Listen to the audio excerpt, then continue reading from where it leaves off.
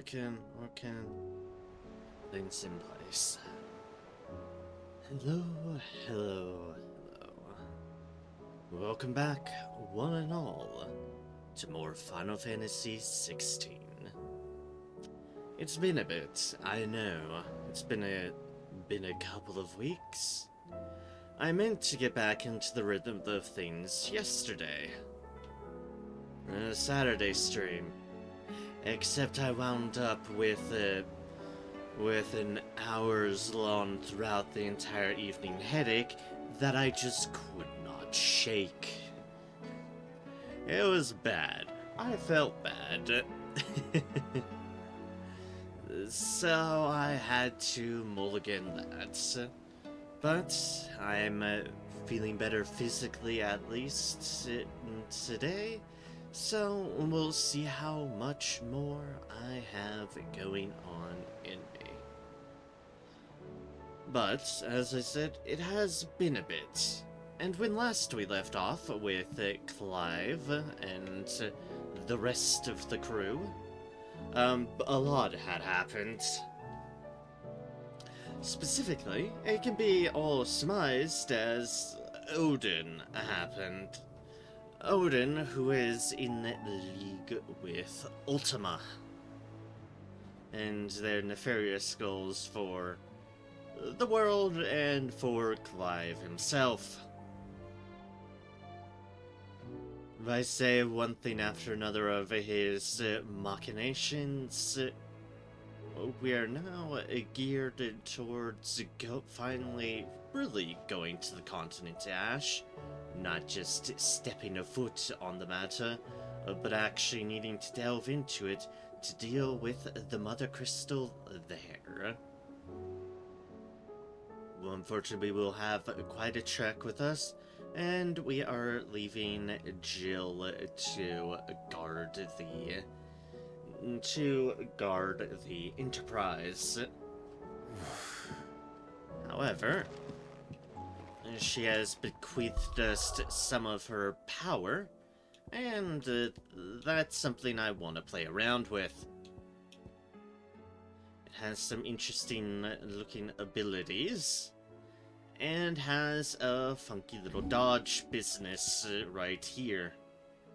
So you're attacking with B while sliding, can temporarily freeze. It's basically B in a direction, and then attack with it as well. I'm very curious, because having a kind of fine-tuned dodge like this does seem very interesting to me. Seems very interesting indeed. We've used up a good chunk of our ability points at the moment, but we at least are relatively efficient on the matter, because we've fine-tuned things down quite a bit on this stuff that we're not currently using, except for these ones, but I might end up desiring Garuda's Claw in some form or another back, but I think my main goal at the moment, ability point-wise, was to upgrade Diamond Dust. We've learned Diamond Dust, and now we need to upgrade it. For now, that is what we are rolling with here. We got various points of equipment, and the Ice Brand. Sword based on Shiva. But what we also have a lot of are side quests. Quite a bit of side quests. Hi. And here is the case in point. So yes, while we do need to go here at the moment, I don't want to have what happened last time I tried to kind of skip to story stuff, and then have to freaking wait to be able to do the side quests again.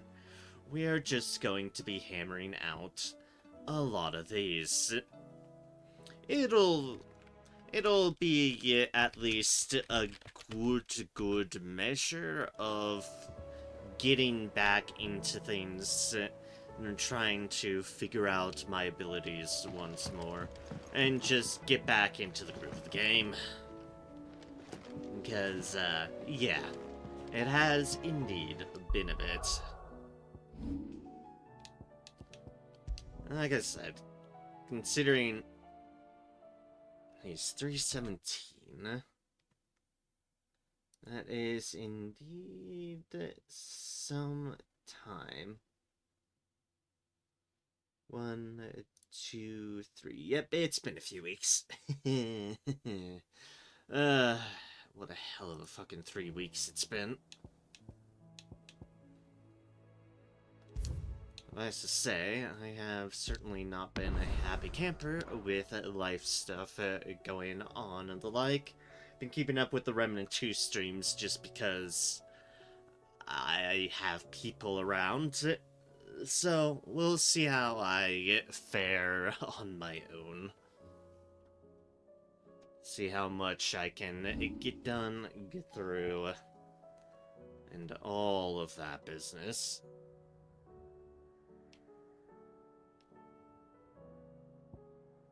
For now, let us start with...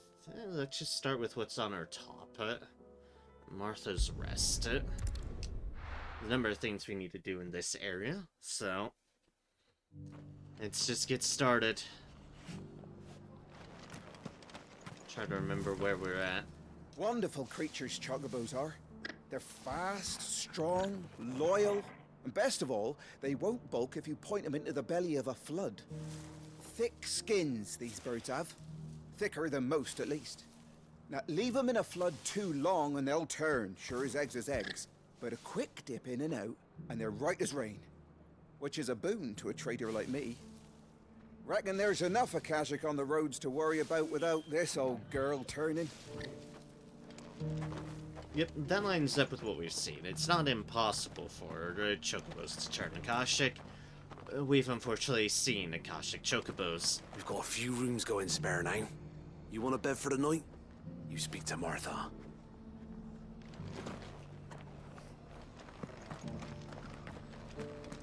Hello, you two. Here's our current party. Then to Joshua. Said Joshua's... our good old Jill is temporarily not on the party. Daddy, it's shining so brightly. Isn't it pretty? Yeah. Pretty blooming sinister. Don't worry, that's the least thing you need to worry about, my teleportation crystal. Or it should be somewhere nearby. Assuming she's still here. Think we're all of us glad to see the bearers and the guardians find a home for themselves over in Eastpool. Not least because it feels like we finally got ours back. And for that, I can't thank you enough. Yeah, Martha's Rest was a bit crowded for a bit of time. See, after the Akashic attack, they've gotten their market back up. Again. After the Black Shield incident that also tore down their market. How do? You just keep putting it back up, and, you know, respect for that. Sound like cooldown time. RAM cooldown time. These cooldown time ones are interesting, but it's like, at the same time, you can have a very general setup going on and still be... Fare thee well. and get a little bit more advantageous all around. Just because the heavens have gone to rack and ruin, it don't mean we have to. Now, let's get this stall set out. Nearly done. Again. I've got greens of all shapes and sizes. Colours too. Mostly green though. Oh, yeah, there's a little bit of color thrown in there. Looking for shelter, are you? Come on inside, I'll introduce you to Martha. Refugees heading this way, that though. Unsurprisingly. Plenty of places that are not doing so I hot. want to know how to tell if the world's going to rack and ruin. Look for busy bladesmiths. Truth. The world seems to be changing so fast lately I can hardly keep up. But what I do know is that there's more bad news than good. You can tell that just by looking at people's faces. Not wrong there at the moment. We're doing what we can, but also at the same time, we're slightly destabilizing things too. That was part of the intention. Ultima stuff was not part of the intended equation, however. Make sure I'm saving right. Right spot. Ah, Clive, I was just about to send for you. I'd like you to take something to Sir Wade up in Eastpool. Seeds for planting. Thought it was about time they started growing their own food. I'll keep providing them with whatever they need in the meantime, of course. But if Eastpool's going to survive, it's got to be able to fend for itself. As have those poor bearers. They've lived their whole lives in servitude, but now they're their own masters. Small wonder they ain't got the foggiest how to provide for themselves. So it's up to us to teach them. And if you're wondering why you, well, the wagoneers taking supplies up that way have been coming back with more and more reports of Akashic around the village of late. Sir Wade's putting a brave face on it, but I think even he's starting to worry. And if he's likely to share those concerns with anyone, it's you. Fair enough. Deliver the seeds to Eastpool. Alright. All right. Thanks. Wouldn't ask if I didn't have to. There. That should be enough to keep him in Gazal Greens for a few years at least. Gazal Greens. Not the most mouth-watering crop, I'll admit.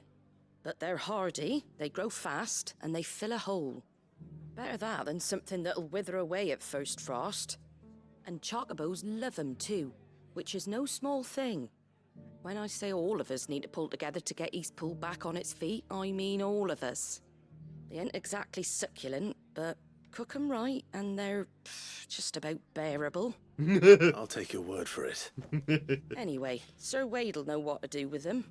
And if he don't, well, I'll go up there and show him myself. I'm sure you will. This is accepted, eh?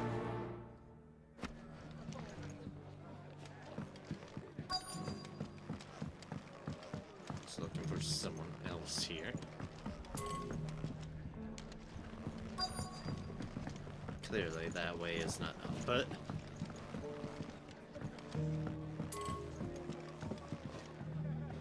yeah, it's just a little bit outside. Okay.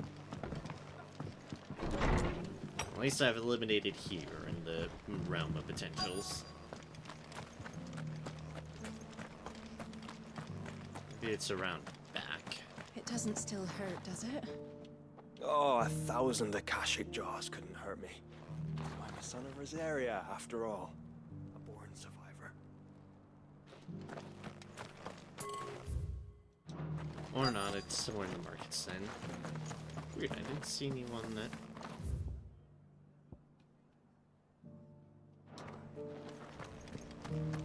Just because the heavens have gone to wreck and ruin, it don't mean we have to. It was the I've got doors. greens of all Looking for shapes shelter. and sizes. No, that's definitely too far. It's somewhere down there. Where is our curse breaker lady?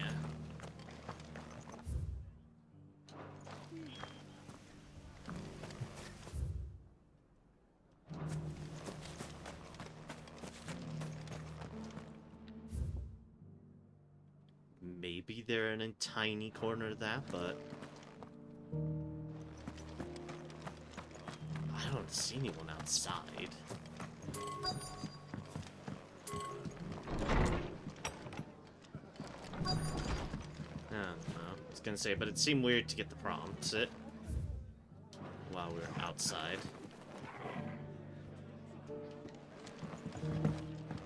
Can't say it wasn't a relief to see the better part of the Guardians finally taking their leave. We barely had room to breathe, what with them and us and all the others all crammed in together. They were good lads, though. I'll miss not having them around. An extra level of security. The hell is this lady?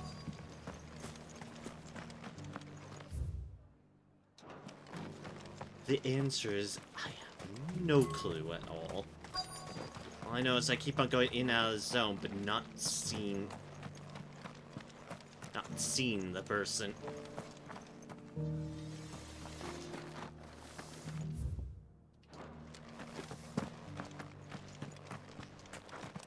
Oh, she's literally hiding all the way It's back been a there. pleasure, Doris.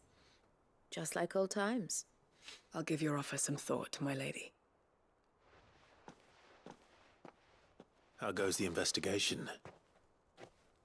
Sid, what brings you to Martha's Rest? A lot. You. But you as well. I heard you were out here on your own, tracking our slaver. I trust you're being careful. Of course. And it had to be me. The bearers from the Dragon's Eyrie confirmed a long-held suspicion of mine that the slaver we've been tracking is an old acquaintance. She's no fool. If we'd come in force, she would have spotted us straight away, and then vanished without a trace. That was her just now, wasn't it? So, was it a fruitful reunion? I'd say so. She tried to recruit me. Seems her time in Rosaria is coming to an end. She's abducted bearers from across the region and is looking to smuggle them back into Sambrec. After her brush with those beastmen on the road to Northreach, she hired herself an Imperial escort, which she wants me to join. She's dangerous, Sid, but I think I can stop her. Then I'm going with you. I'll take care of the escort. You can see the bearers to safety. Where are they? The Baum Archers, soon to break camp. You go on ahead. I'll follow once I've sent word back to the hideaway. Alright. Man, you were hidden away.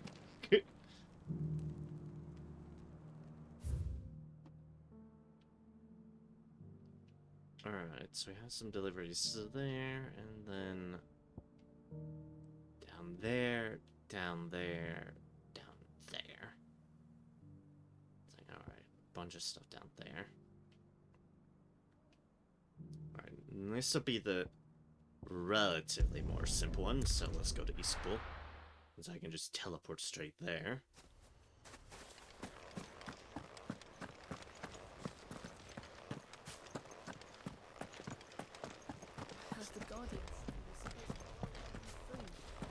The victuals Martha sends us are more than enough for me. Well, fair. I mean, you still need to do your thing for yourself. Ah, Lord Rossfield. What brings you to Eastpool? A delivery from Martha.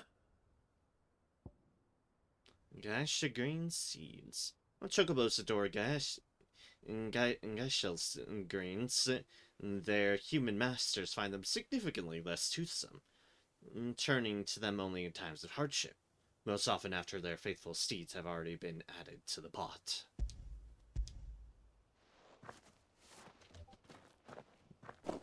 These are Gizal green seeds. Martha's keen to cut the apron strings, then, is she? I jest, of course. You see, I had thought we might be able to revive the old wheat fields, but they'd long since gone to seed, only without the seeds. Martha was hoping you might be able to show the bearers how to plant and tend these, so that they'll be able to fend for themselves. That's not a bad idea. These bearers had only recently escaped their bonds before we brought them here. They know little of freedom, of providing for themselves and their loved ones. Unless we teach them how to live like free men, I fear that all we have achieved in bringing them here is to exchange one master for another. Not that myself and the Guardians have been the best example to them so far, subsisting almost entirely on Martha's charity as we do. It's about time we all started to provide for ourselves, bearers and Guardians alike. Unfortunately, we've been a little too busy of late to focus on much besides bolstering our defenses. There have been alarming reports of... The Horde is closing in. That. They're coming, so wait, all of them. Damn it all. I thought we'd have more time. Gather the men in the square. Send to the rest for reinforcements. Yes, Sir Wade. The Horde. A Kashek, a veritable legion of them. They've been seen prowling around the northern reaches for a while now. We don't have the numbers to hold back a swarm that size. I had hoped to build a perimeter wall so that myself and the Guardians might be able to defend the village, but... Now you're out of time. Precisely. Yep. If reinforcements from the rest arrive before they do, we may just scrape through, but I fear that's rather an enormous if. What if you could call on reinforcements from Eastpool? You mean the bearers? We brought them here so they might live, not die fighting for their lives. So wait. You said you lack men to defend the village. Are the bearers not men? Do they not wish to see Eastpool saved? Though they may not be trained soldiers like your guardians, what help they are able to offer could still prove the difference between victory and defeat. Indeed. You're right, my lord. I will appeal to them.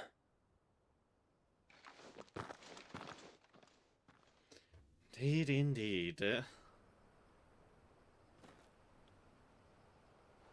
My friends, I humbly beg your aid. We Guardians are few and our enemies many. But I swear we can defeat them with you at our side. You would send us to the slaughter, to serve as bait for those fiends so that you and your men might be spared. And to think we trusted you. Say what you will, a home is not worth dying for. But it is worth fighting for. Hi, Martha. Sir Wade fights to give you lot a chance. Just like I do. Just like Sid does. We all wanted to give you a home where you could be free. And you got one, didn't you? This place, Eastpool. This is your village. Your home. And if you don't fight to protect what's yours, you'll lose it. You know I'm right. This world wants to take everything from you.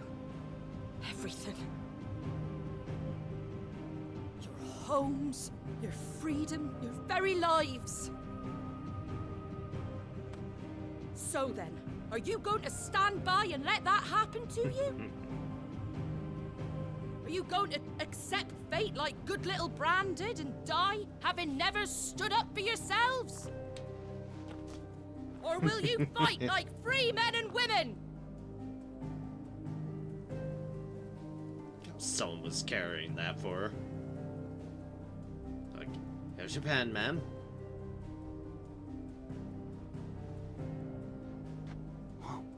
What are you doing? All right.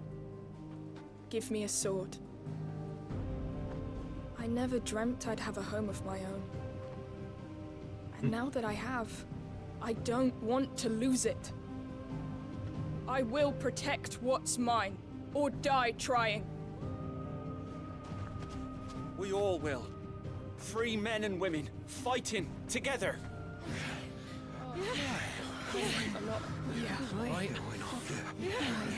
For Eastpool!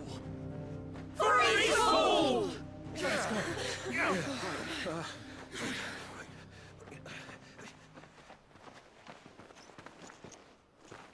Thank you, Martha. Don't mention it. Just promise me one thing. That you'll show them how freeborn fight. Gladly.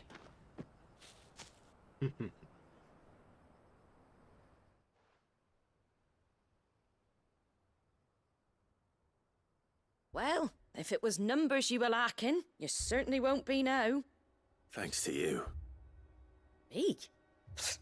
Oh, I just love the sound of my own voice. Lord Rossfield, my lady, we're ready. So what's the plan of action? We'll divide our forces into several small detachments, each made up of guardians, bearers, and guards from the rest. These will position themselves at strategic points around the village. Upon engaging with the Akashic, each detachment will keep the creatures occupied as best they can, steadily retreating all the while. You're going to lure them into the village? I am. We will have neither the time nor the resources to treat the wounded, so injuries must be avoided at all costs. Instead, we will focus purely on defense at first. By coordinating our withdrawal through the use of messengers drawn from among the bearers, we will aim to have the swarm converge at a point of our choosing. With luck, that point will be the village square, the perfect place for our most able warriors to surround them and fall upon them, and for you and I to finish them off.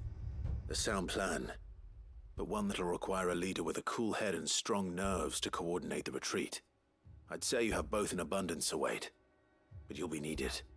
Please, leave the last of the fighting to me. Ha! And let you have all the glory. Sir Wade! They're here! Aim straight. Then you know what you must do.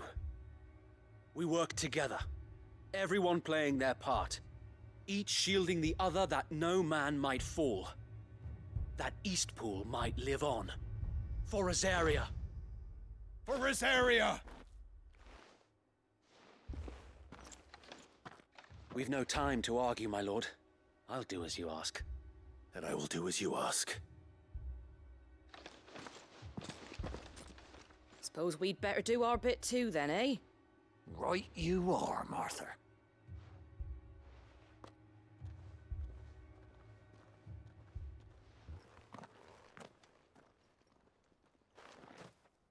Right.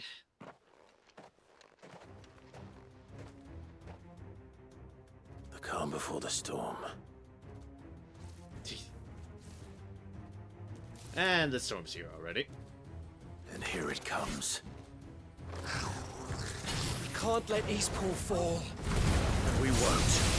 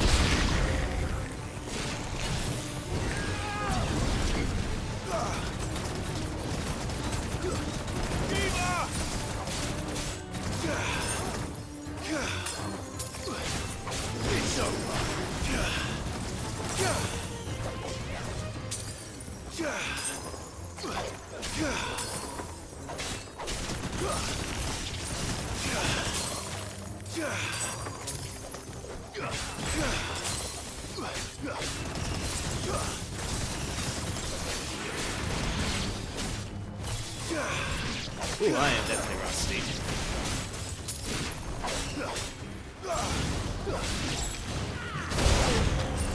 I am not even comboing right, my god.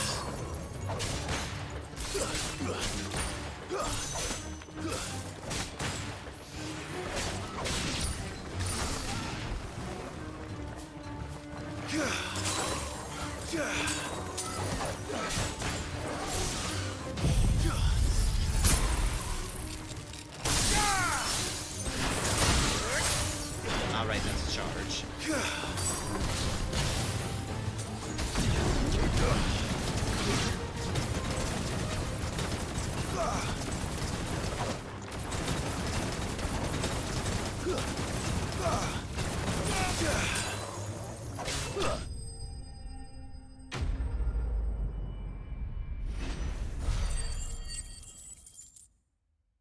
I do like the dodge, though. The dodge is nice. Looks like that's the last of them. Lord Rossfield! Change of plan! What is it? Owl from the rest. An Akashic curl's been sighted on Rhiannon's ride and is headed in their direction. Well, the better half of her guard is here. So Wade, how many Akashic remain in Eastpool? Hard to say. My men are still facing some resistance, but I think the worst is behind us. I could order a detachment or two to fall back and... No. Let them finish the job. You stay here too, Sir Wade. Your men need you. I'll go after the Curl. Join me only when Eastpool is won. If you're sure, my lord. May the sir, Founder Dad. protect you.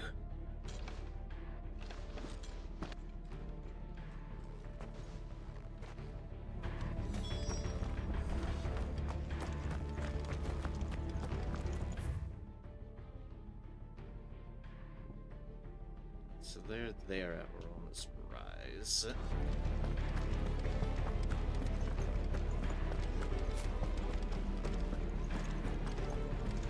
Come to tell me an Akashic Curl's heading towards the rest? Get yourself down there. We can handle things here. Next one's mine. I might not know one end of a sword from the other, but I can roast the bastards. All right, but stay with me. We fight as one. The Curl was sighted on Rhiannon's ride back towards Martha's Rest. Founder speed you, my lord. Eastpool will be safe in our hands, my lord. You have my word. Trust you on that. Good It'll be girl. the real test of my rust. Faster! Which is 100% gonna be that cool. So I had a feeling that felt too easy. Guess what? It was. Pardon me, Akashic Goblins. Got bigger fish to fry. Or bigger cats to not get fried by. That's a more accurate term.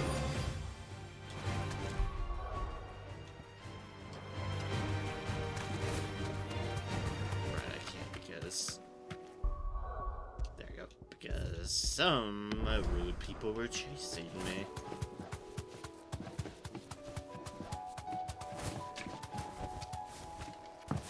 Must be heading towards the right area.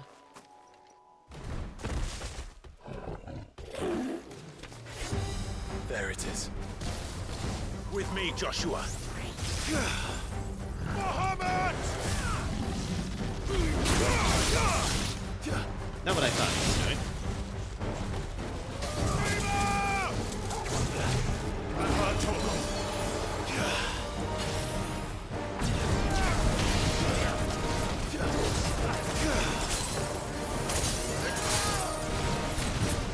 Not charging that because I keep forgetting.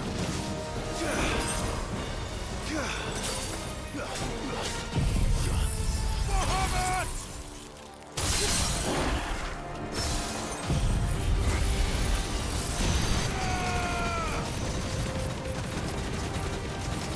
This combo I remember.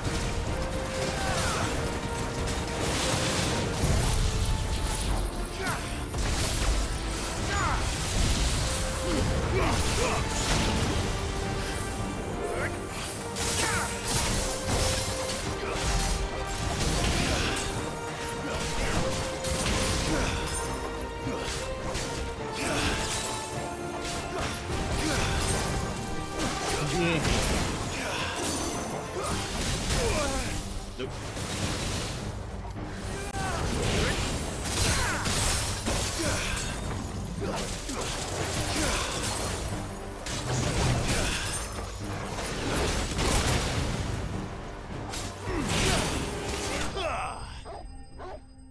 Definitely some silly things you can do even with temporary frost going on.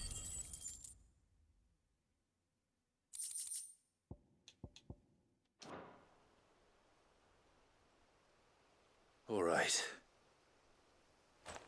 Back to Eastpool.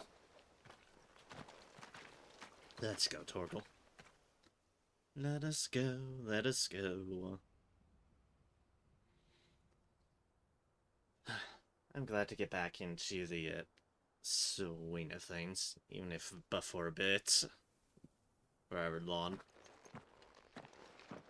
Lord Rossfield, the Curl, is it? It's dead. Yep. Thank the Founder for that. And for you, my lord. We were able to eradicate the rest of the Horde. I have guardians posted around the village to keep watch for further attacks, but all seems quiet for now. I hesitate to say it, but I think it might be over. I think it might.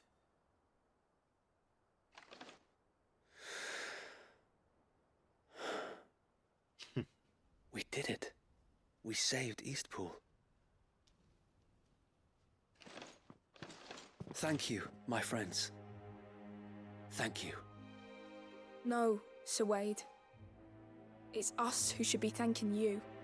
You brought us together. Showed us what it means to fight for what you hold dear. We never had nothing to call our own before. We didn't know what it meant to protect it, but now we do. We really do. Well, that's Forgive us, Sir Wade. You and your people saved us, and still we doubted you. But there's no doubt in my mind anymore. We're free men now, so we have to start acting like it. We have to fight to protect what's ours, to protect Eastpool. And we shall. We all shall. Together. This is our home. And if anyone or anything tries to take it away, they'll have us to answer to. Come on then. Let's get to work. This village isn't going to rebuild itself.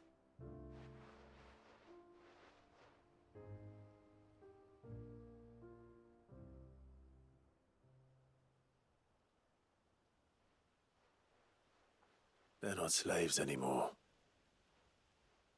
no. They're Rosarians. Your father took pity on the bearer's plight, and I believe if he were still with us today, this is what he would have wanted. I believe you might be right. I shall remain here, my lord, and do what I can to help rebuild the village. After all, this is my home now too, and I could hardly call myself an Eastpoolian if I didn't pull my weight. I think you'll find it's Eastpudlian, Sir Wade.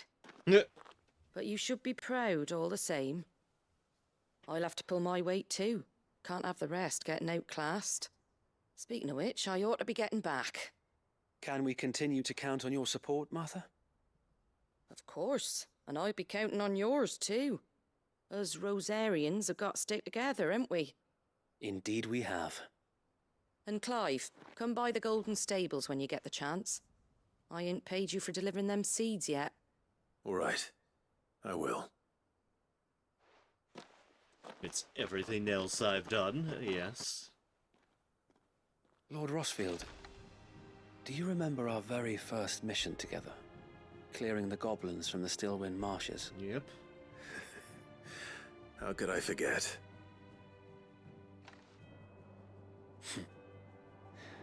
There's one sight that I shall never forget. You, facing off against that giant Morble. Not a trace of fear on your face. Since that day, there have been more than a few times when I felt like giving up.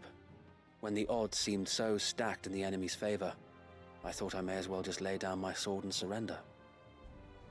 But every time, I would think back to the look in your eyes that day and remember what it means to be a shield. Aww. Know that whatever trials Eastpool may face, I shall never lose courage. Thanks to you.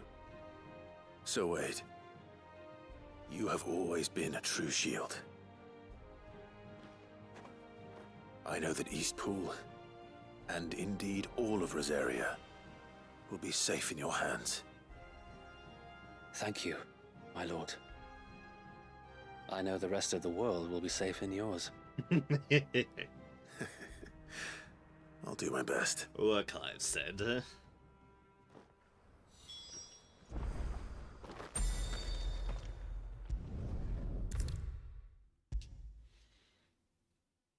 Considering how rusty I am, I will do my best. The hero returns. It's lucky you came by when you did, eh? Not only did my seeds get delivered, but you went and saved Eastpool and all. I just did what I could. And it's only right that you get rewarded for it. Take it before I change my mind. Thank you, Martha. So, Eastpool's finally back on its feet again. And a home to free bearers. Who'd have thought we'd see the day, eh? Well, it was your idea. I know that, but I never stopped to think what it would mean. Bearers in charge of themselves, thinking for themselves, working for themselves. Like your hideaway, but not even hidden away. Though I suppose the rest ain't much different nowadays. You know,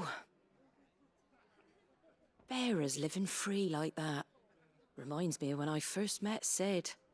Loath as I am to recall that particular day. I take it you didn't always see eye to eye. What happened? Well, if you really want to know, I started doing what I do long before I met Sid. In fact, that's how I met him. Or at least how he came to meet me. He showed up at the stables one day, asking questions about who'd been buying up bearers. Founder knows what he thought I was doing with them. Running a hunt, poking around in their innards. Something awful anyway. Me, I thought he was a new constable. Thought the game was up. But somehow we both managed to work out what each other was about. And before I knew it, the cheeky arse was rattling on at me about how I was doing it all wrong. After all my hard work. Told me I was giving them relief, but not freedom. That my bearers were still dying as slaves. Got right under my skin, it did. Told him if he didn't like it, he could bugger off and report me to the garrison. And do you know what he did? He smiled. And then he laughed. And then I did the same. We made a pact that day, that whenever one of us was in need, the other would always be there for him. It's very sad. And you were? Well, we both wanted the same thing. To make life better for bearers. Just like your dad. Do you know I was born right around the time Elwyn became Archduke? Growing up, I saw how he tried to change things. He certainly didn't lack for ambition, that one. Indeed. But the loftier one's ambitions, the harder they are to achieve. Which is why those of us who follow in their footsteps need to finish what people like Sid and my father started. Suppose you're right, aye. And if we don't manage it, there's always them who come after us. Good thing we've got a few half-decent sorts waiting in the wings, eh? It's almost enough to give you a little bit of hope. Just a little. Anyway, enough nattering. Better get back to work. Let's see about making everyone some dinner, shall we?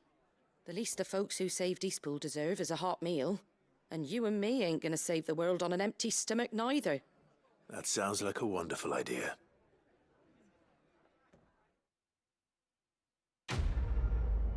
Quest complete.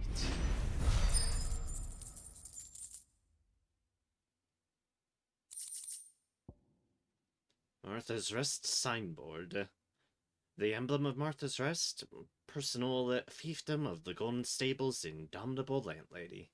To those with no love for the Empire, this settlement stands as an island of safety in a sea of anything but. Splayed in Clive's chamber. Another souvenir.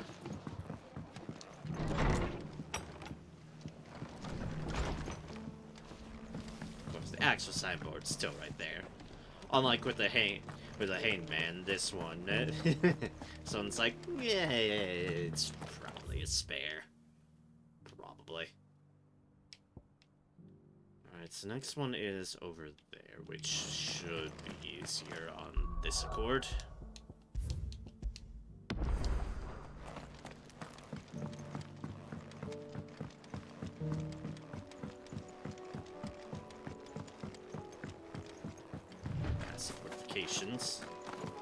Before mounting up, because otherwise it's a little bit awkward trying to get through them. Fly, Ambrosia.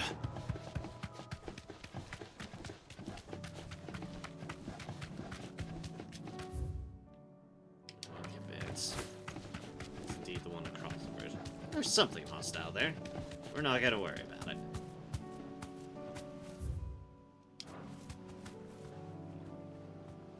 There's bombs out there now in front of that one.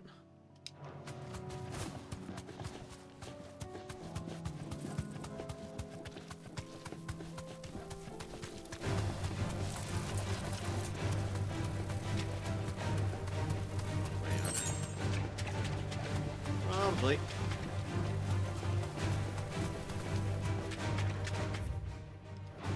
Yes, yes, I was.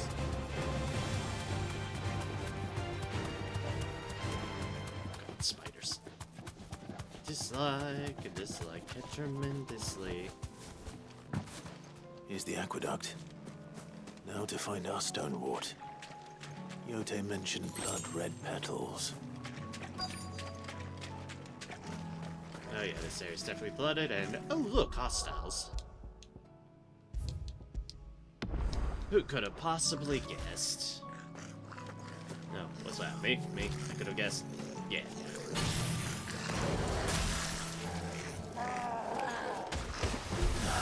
Just my luck.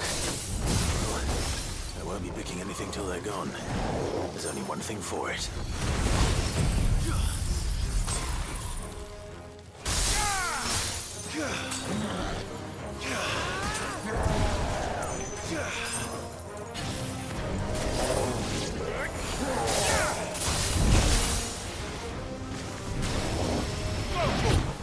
To me, boy!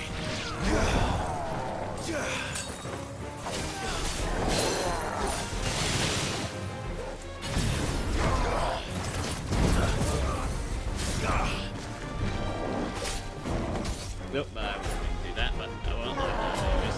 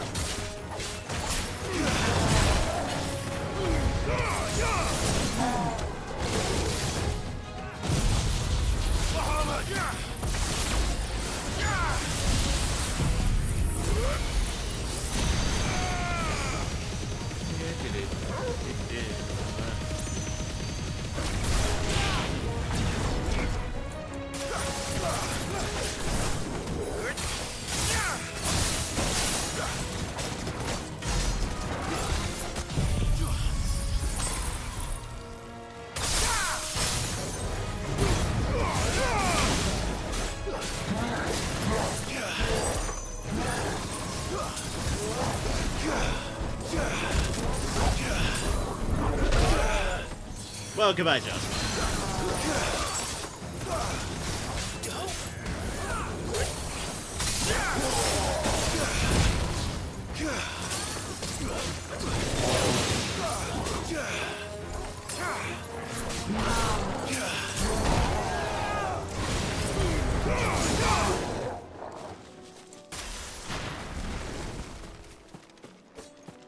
Here we are trying to do this for Joshua's health, and then watch as Joshua gets giant-ass club to the everything.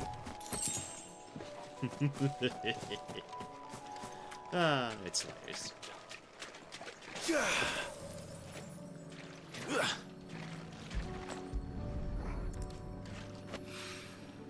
Here it is.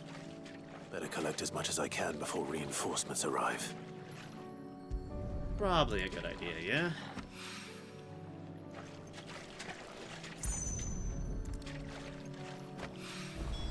All right. That should do it. Let's get these back to Yote. First things first, we still have some business to take care of here.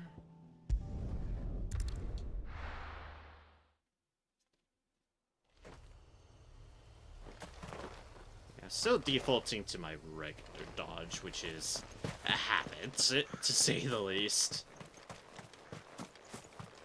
A lot of habit.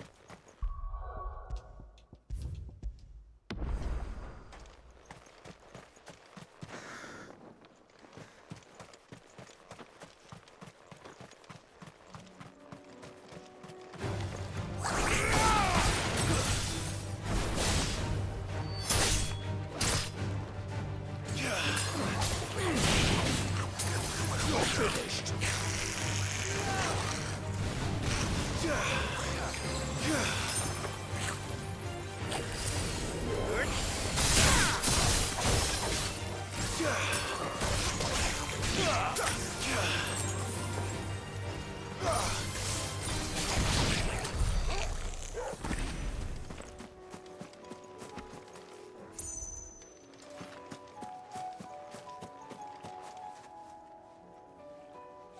Oh, I see. I feel we have more goblins in the docks than just those ones.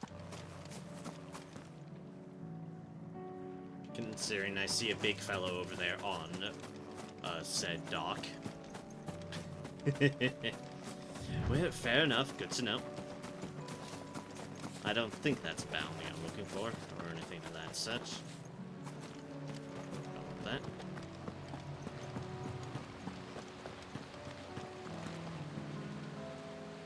That's someone went and cleaned up all the blood in the body here.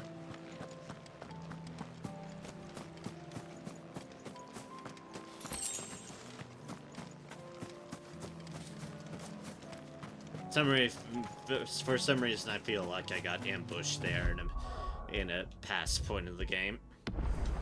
I sort of have that feeling.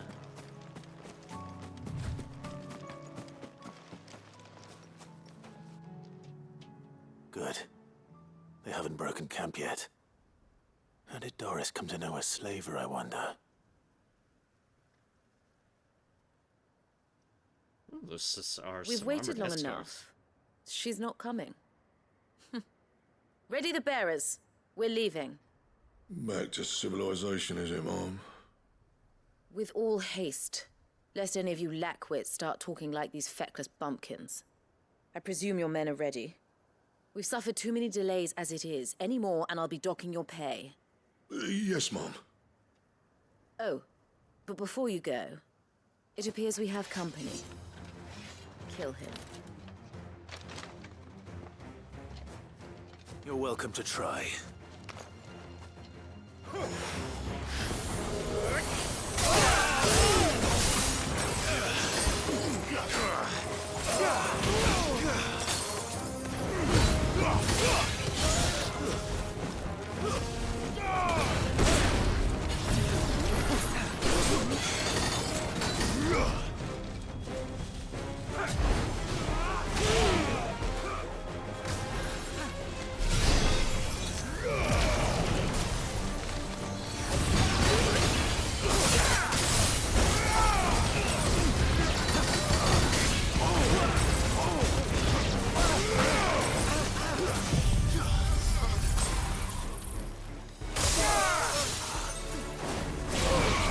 Could you actually just please?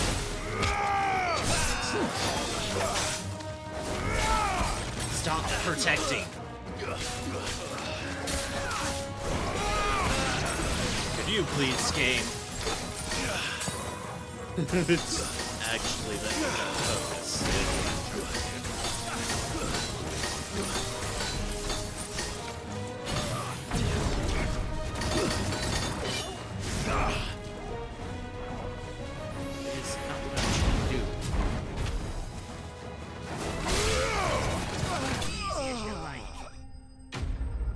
I'm forgetting I'm on the wrong thing and then press B again. I'm very rusty and I apologize for my performance. Rusty and trying new things.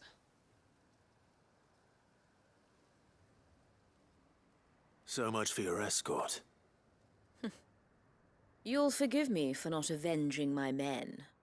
I'm not the swordswoman I used to be. I surrender. Do with me as you wish, Sid the Outlaw. Sid! Ah, Doris. I take it you're not here to rescue me from our brooding renegade? The brooding renegade. You know, I always wondered where you'd vanished to. But casting your lot with this criminal of all people. Better fighting for a cause than killing for coin. I'm sorry, Sid. I should have told you sooner. This woman, my former master, once trained bearer children to be weapons in service of the highest bidder. She raised me like a daughter, and I did terrible things to earn her favor. It wasn't all terrible, surely. We had our fun, too. You were always so eager to learn, and had such clever hands. All my other children took either to the blade or to the books. Always either or. But you proved yourself a master of both. That's why I kept you for my own. How about it, my little dagger? Care to swear that blade to me again? I never swore my blade to you, nor will I ever.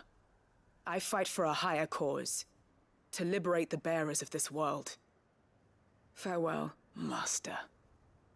Thank you for making me the weapon I am. You always were a righteous child. Perhaps that's the reason I loved you so.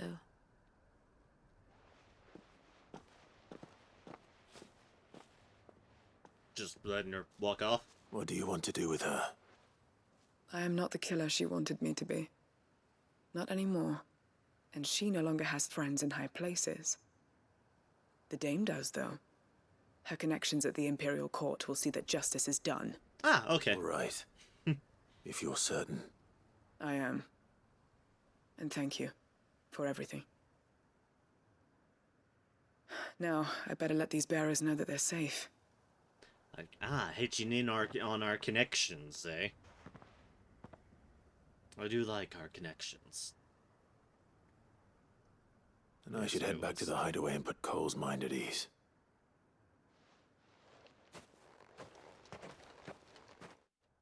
Yep.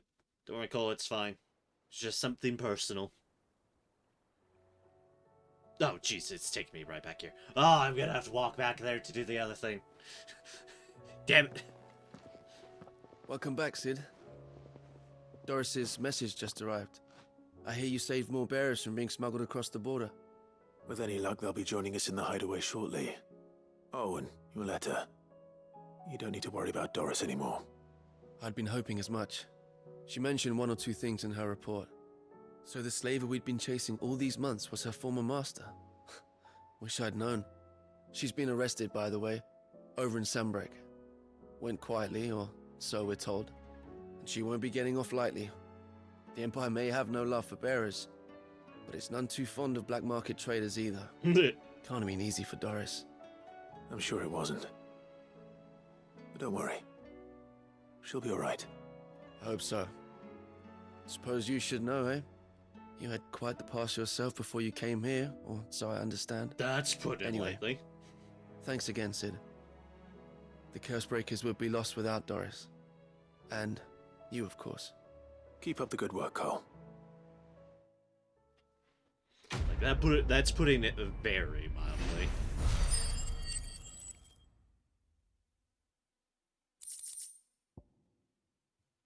Alright, sharp vein, alright. Alright, basic crafting stuff. Matt's returning this other one then while we're here. Covered in nicks and knocks.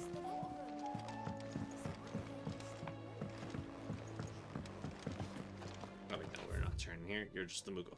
I do, however, need to walk past that up there. Yeah, that's what we need to do.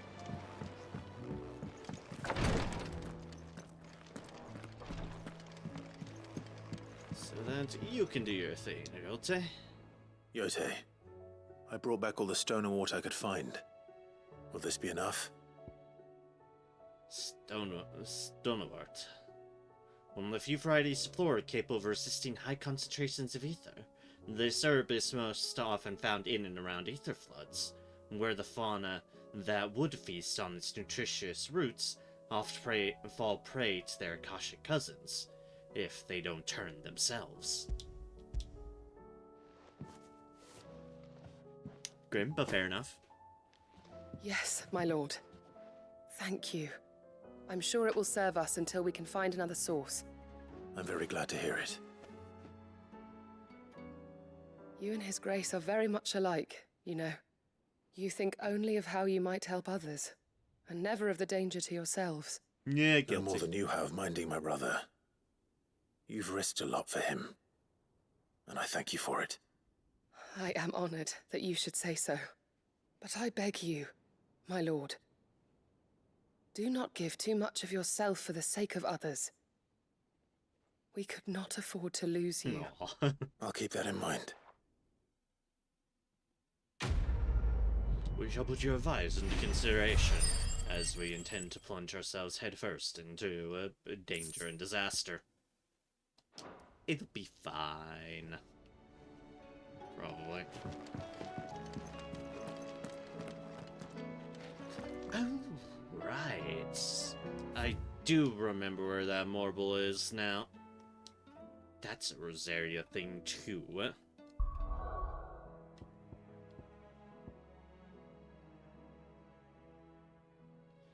Definitely not there. That's the other deal. 3 reeds, I believe, it is where they said it was.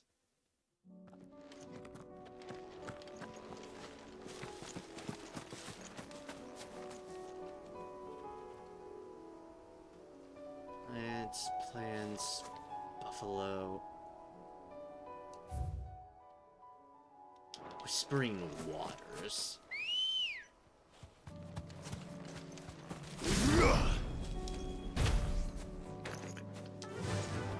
Not only am I rusty, I have muscle memory for too many other things. Oh, let's have spiders. These ones aren't Akashic, at least over here. You just gotta go a little bit further down for the Akashic business.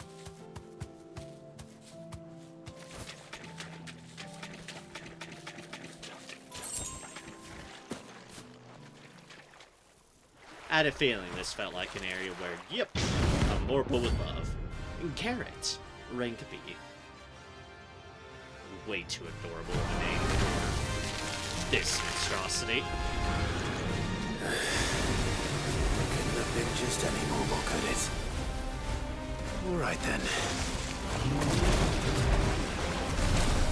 No, they couldn't have been.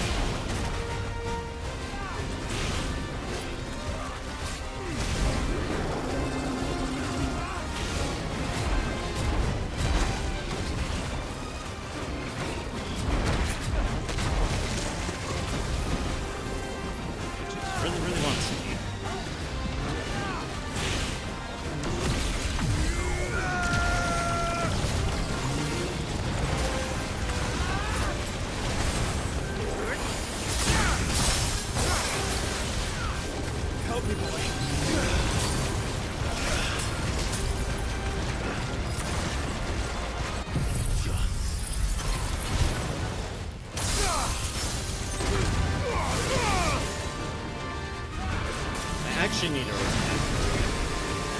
that's good at health or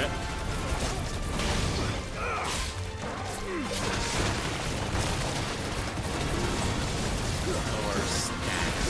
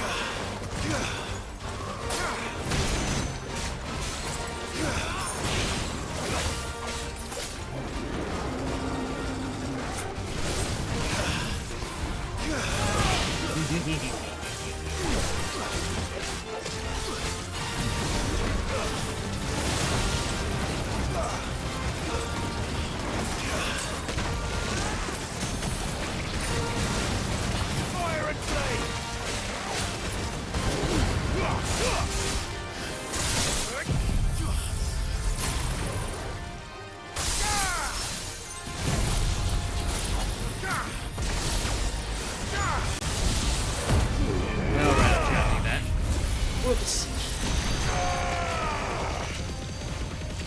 I should have done that at the beginning of that one, did I? Nope.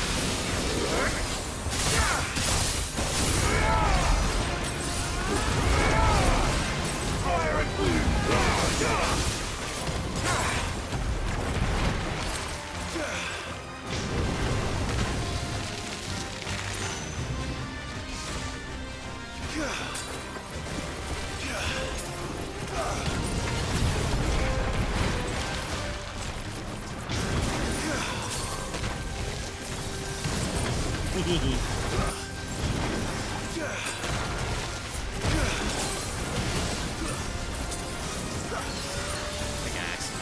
poison there.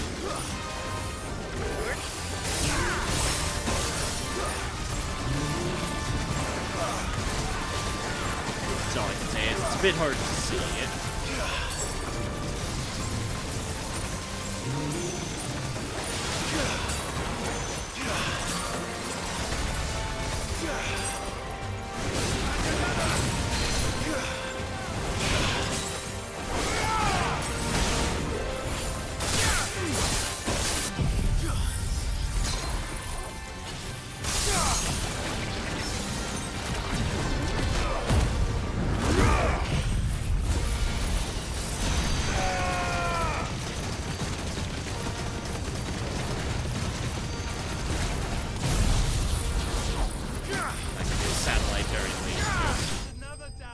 And boom.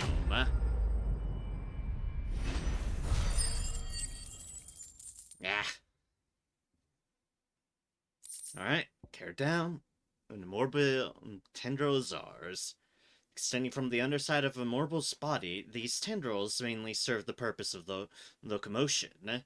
When times are lean, however, they also can serve as temporary roots, drawing ethereal energy from the soil. And a marble flower, used in crafting. It is said a marble only blooms once every 30 summers, and when it does, the resulting flower emits such a noxious odor that flies, beetles, vultures, and other cravers of carrion are drawn from leagues around by the stench. The resultant conversion sees the flower pollinated, with the marble devouring those late to the festivities, obtained by defeating carrots. Just further confirmation, marbles are horrible, nasty abominations. That was definitely anything but ordinary. Now, let's get this vine back to the yard. You don't say.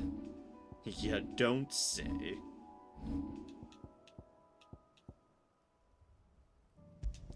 As much as I do like that ring,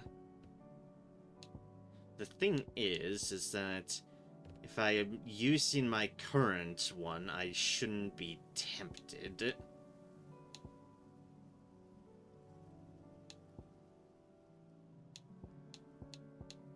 I have so many other things. Combo damage by 5%.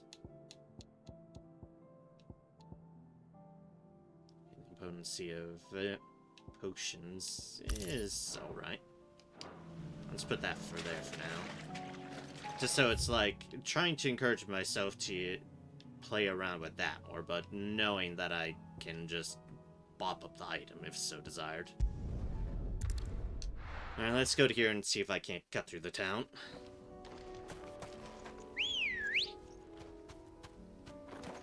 Ah, I see there's a caution here. Not promising for anybody, but this area in general seems to have a very huge caution problem.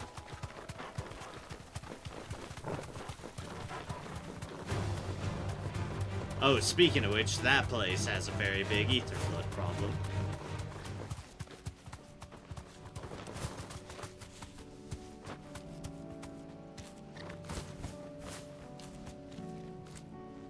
How do I get off? You deserve a rest.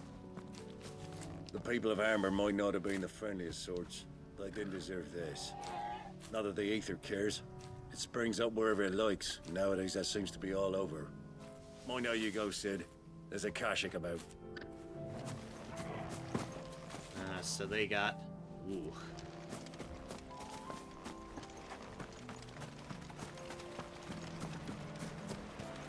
Damn it. The whole village has turned.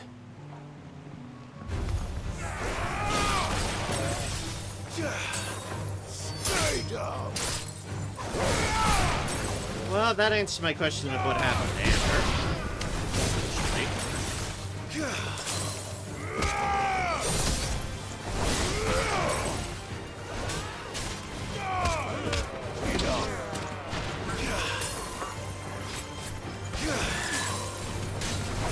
Yeah, they weren't the friendliest folks, but no one really deserves to be turned to Kashik, as we've learned. It is a horrible, horrible fate.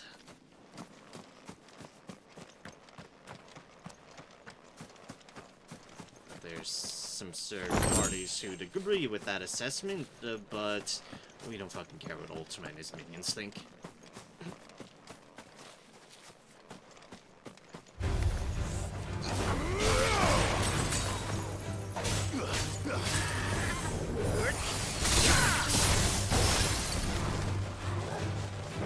Actually, does get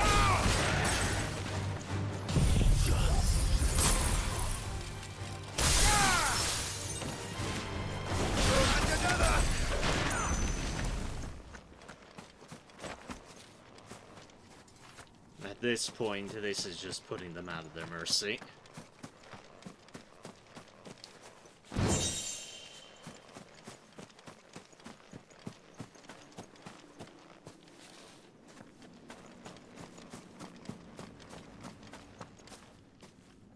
The answer very much was, yes, you can go through the village. The village is... this is effectively gone. Very, very, very effectively gone. You know, just further emphasis of how shit everything is. Hi, you two.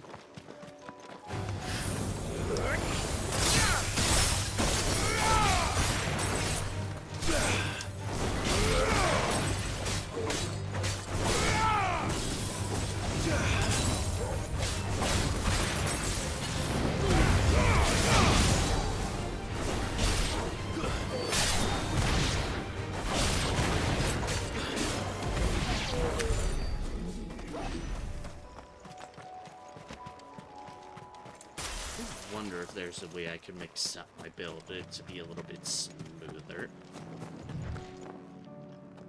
I understand I've got a little bit of just stuff here and there, all kind of topped haphazardly.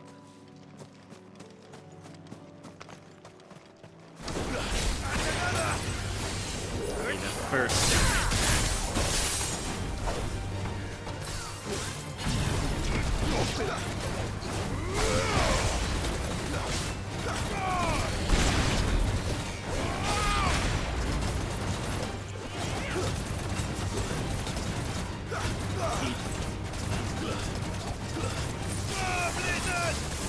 I love when I can send people into space. It's quick and efficient. It's hilarious just seeing my camera just crank further and further and further up, trying to what the fuck is this person doing? Yes, it amuses me greatly. And that's the important thing.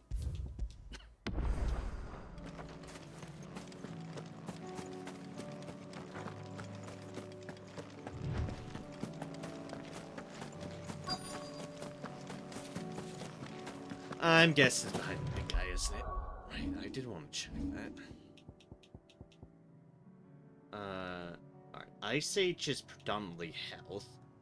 Diamond Dust is very, very much a heavy, stagger. Okay. So it's like, it's my stagger equivalent to my health equivalent there. Judgment Bolt is more on the health side of things. It can do decent stagger in a pinch. Right, okay. It's like, part of me wonders if, like, what if I replaced Phoenix Shift with Garuda? Kinda deal. It's like, replace Phoenix Shift with there. I'd be getting rid of that potential. But I would be getting back the Garuda Claw thing, which has been extremely handy. And a little bit more stagger oomph. Still be having Judgment Bolt in it. It'd be a question of Wicked Wheel versus Gouge, which Gouge is the better thing. It's like, it is technically an option, because nothing reasonably actually stops us from doing this. Let's play around with it and see.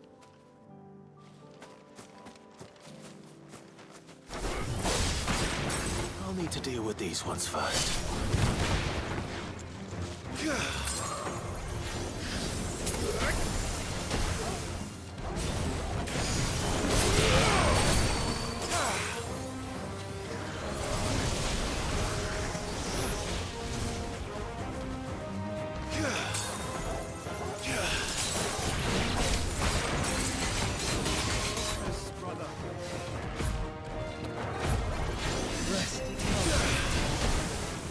This is fucking horribly.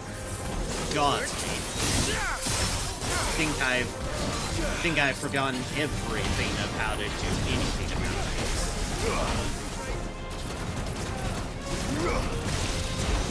No, fuck. Stop thinking I'm on a different one than I am.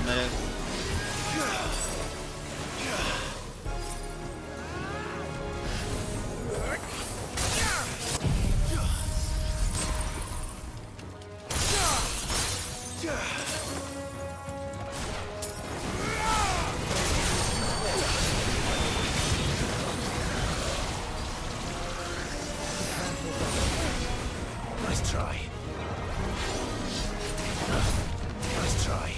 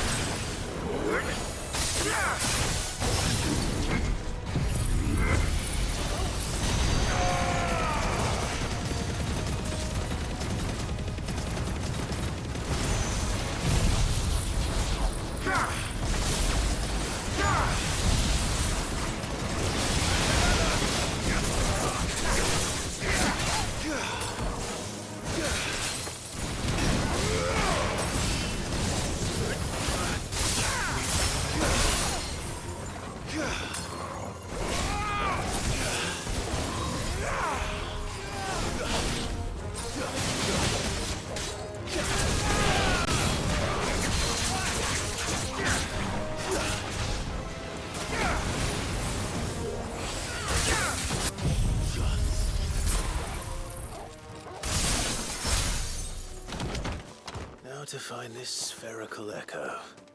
Okay. I can make that work. I just need to not be This is bad it. at it. Right then. Just two more to find. I know, shocker. Just shown to be absolutely horrible. Yes, you don't say. Me, you don't say. Let's head back to Nigel for now. That'll give us a free heal, too. And a free heal I definitely should not be questioning.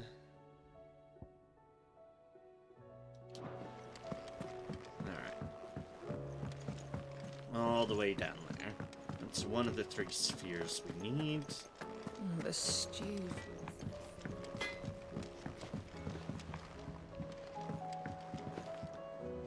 Examine their chocobo.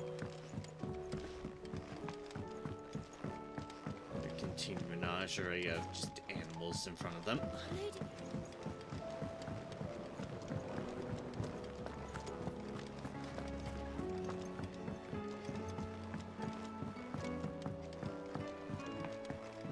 Hello.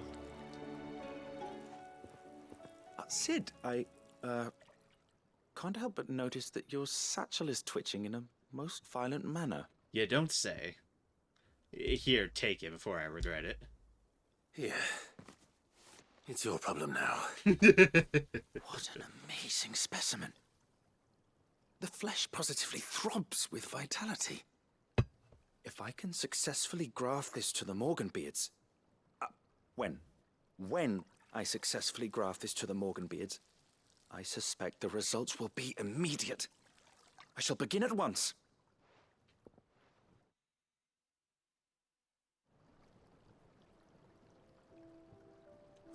later. Oh, hey, butterflies. Those are helpful. They're natural pollinators.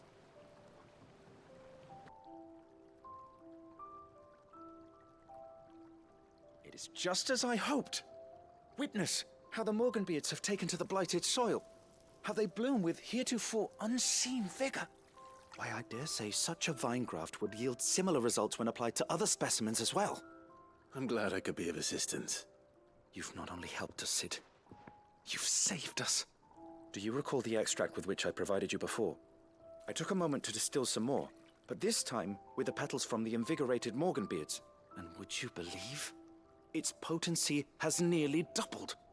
You must accept this vial as thanks for your assistance. The rest, I shall give to Taya. Yay, better healing potions. Quest complete. Oh right, I forgot that was the name of the quest.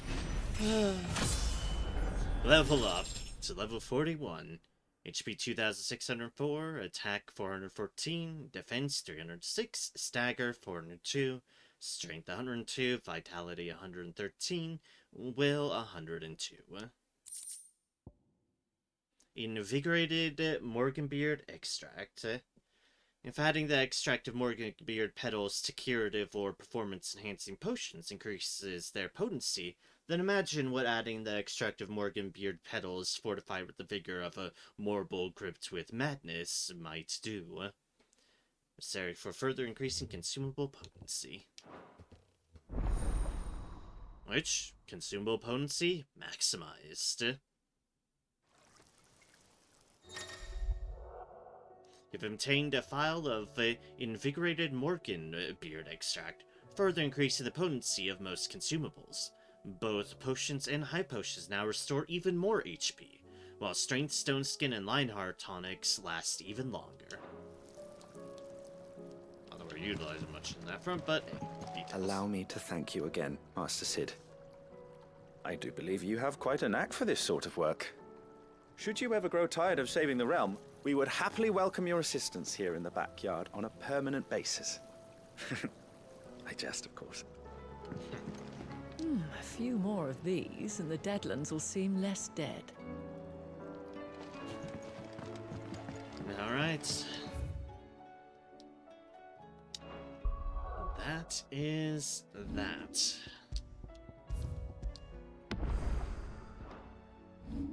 The question lies, where next do we want to go? There's plenty of place for us to go to. Yeah, we might as well get these Tears of Mercy already. There's a guy suffering. They want to put out of their misery.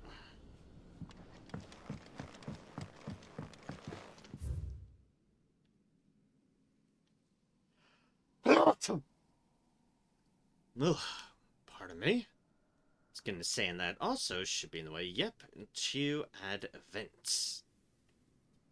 Is this the actual quick way? I don't know. Is it the grimmer, sadder way? But yeah, that's really the case.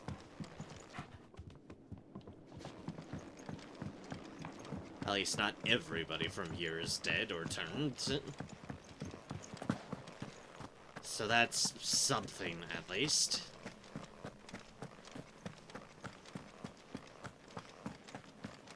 But still highly unfortunate.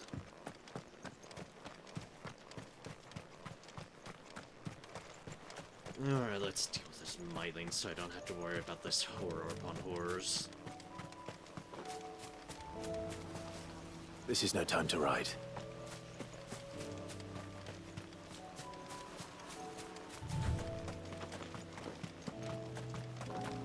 Alright, now I can ride, but... Ready, go? Even if it's there, just don't goes away. There's goblin buggers in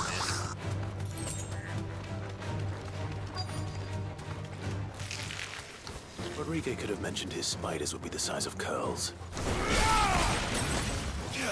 Hate it, hate it, hate it. They all must die.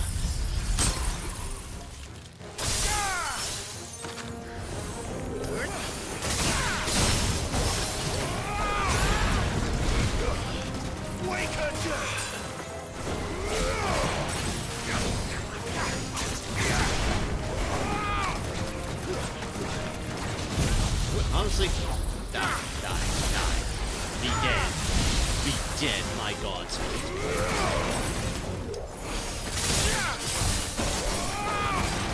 Oh, we were just fighting one Mightling, not all the Mightlings.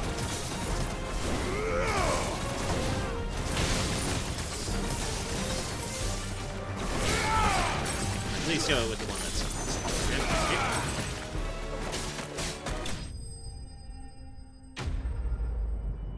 Yeah. Hate. Absolutely hate.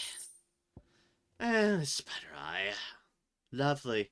The creature from whom this orb was plucked is of the order commonly known as Weeping Widows, whose venom is produced not in the salivary gland, but in the tear duct. They are wont to spin their webs in shaded bowers or the roofs of dark caves, and rain their paralytic tears upon any animal unlucky enough to pass beneath them. The prey, once rendered immobile, is bound in gossamer silk for later consumption. Lovely! Hopefully one will be enough. Rodrigo will have prepared the other ingredients by now. Let's go. Fly, You know, I clearly had enough of the specters.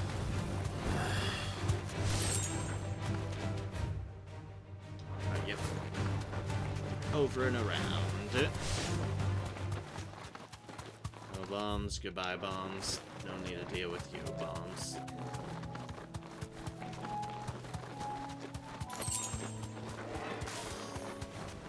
Alright. That kill bug.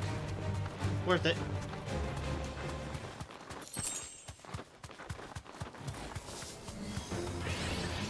Be safe.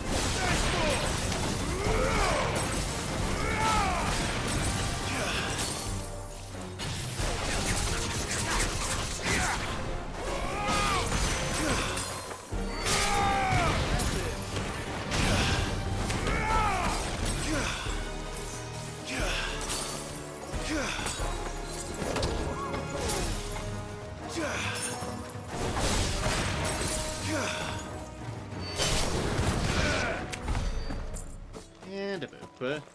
Big guy there. Let's sword me the fuck out. 2 down. 1 to go.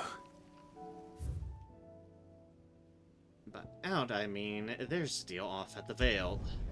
So we should pop on over to Northreach and see what their continued issues are.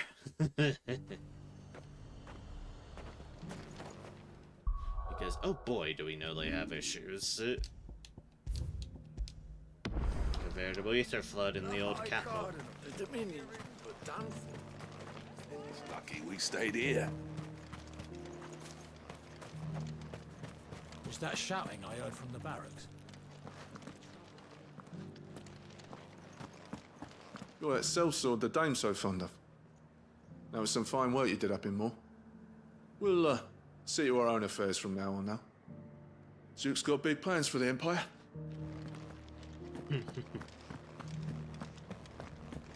I think he was the only one who survived. Does it matter? He's the only one who came. Yep, something's definitely amiss again.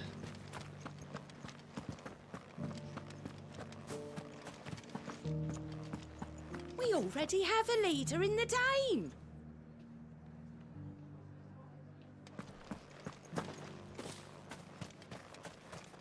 In a sense, you do, yeah. It's not only control of the garrison he wants, it's the whole of Northreach.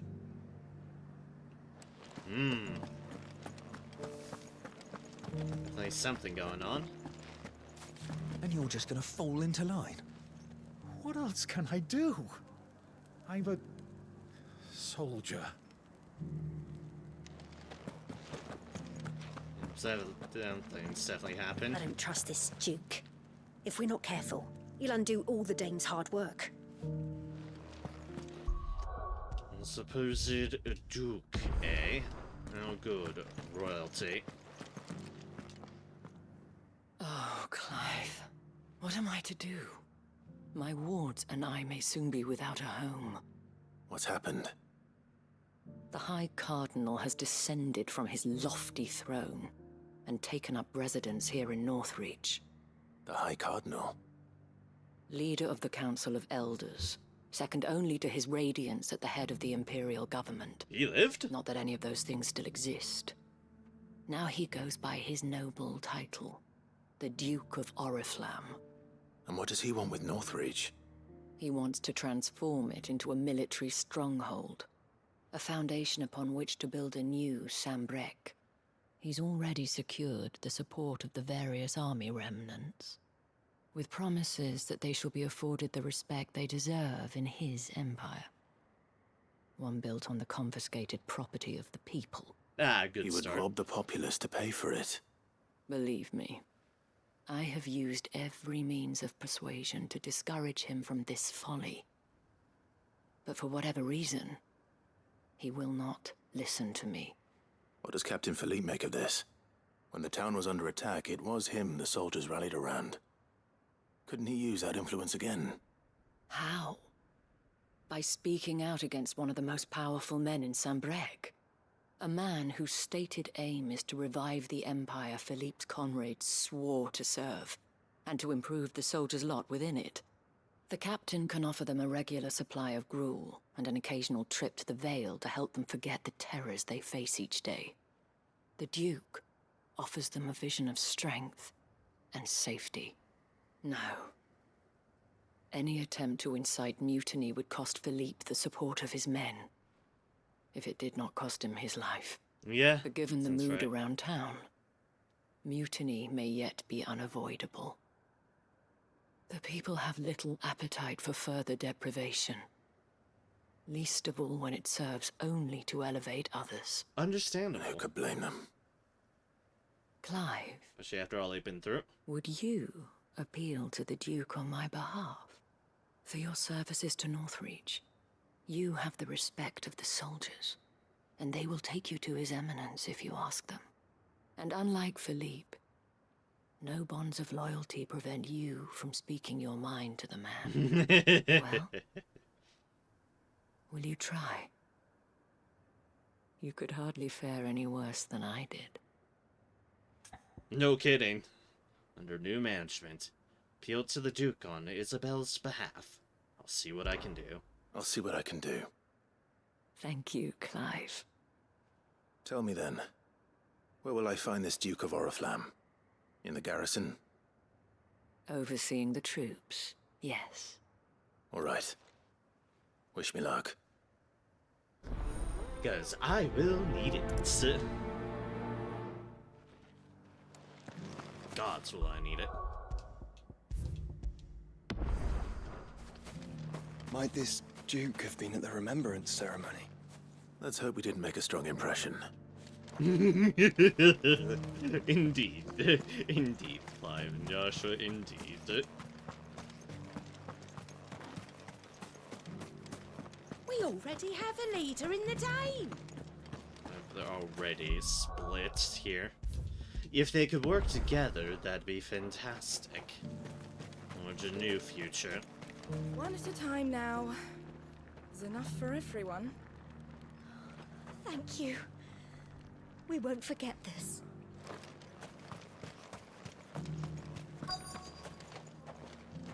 Things are about to change around here. You wait and see.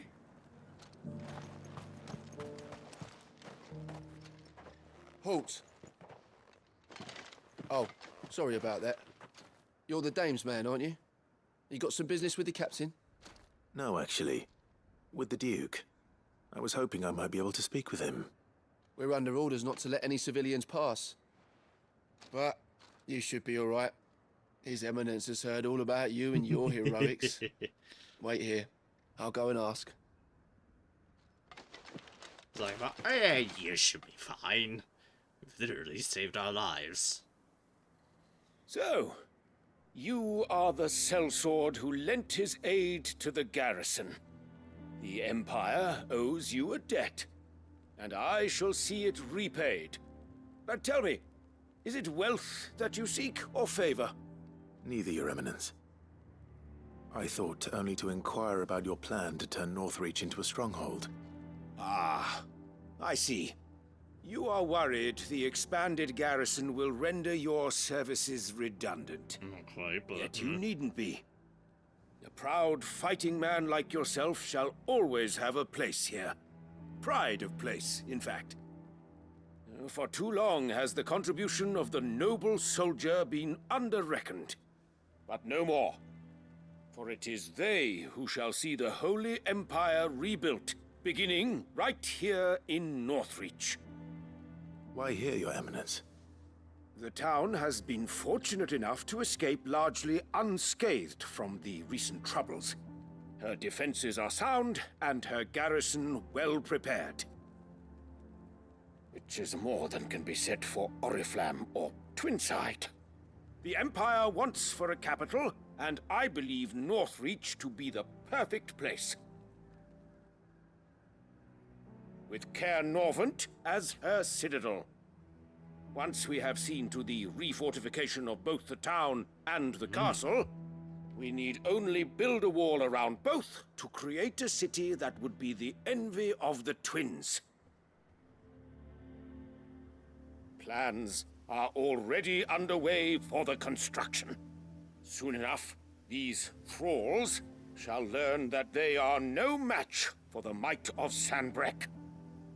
I fear you underestimate how dangerous these creatures are, Your Eminence. Should they return in force, you will need all the people of Northreach to come together in defense of the town. Something they may be loath to do if they've been deprived of their worldly goods. Yeah. The people will do as their leaders command. If Sanbreque is to be rebuilt, she will require a functioning government.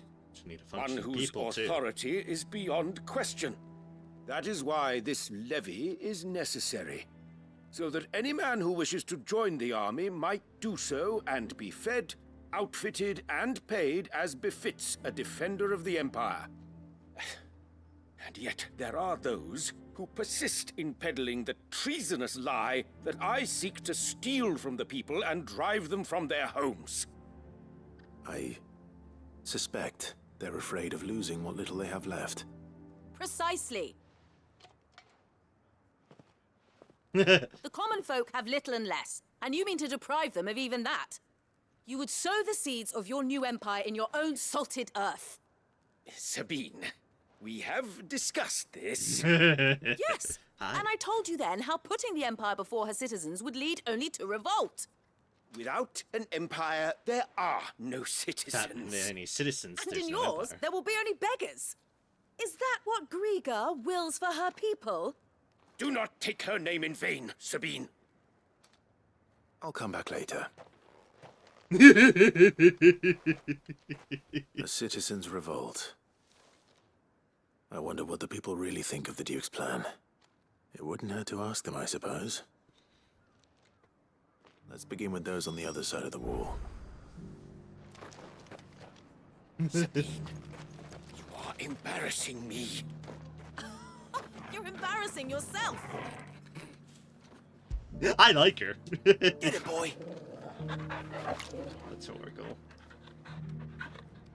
It's like, I get the principle of what the Duke is saying. The soldier does need to be respected. They've done their duty and they've sacrificed a lot. But it shouldn't come at the cost of the people as well. You're gonna, especially in times like this, you're very much going to need all sides of the equation to be working together for a better future. All on equal standing.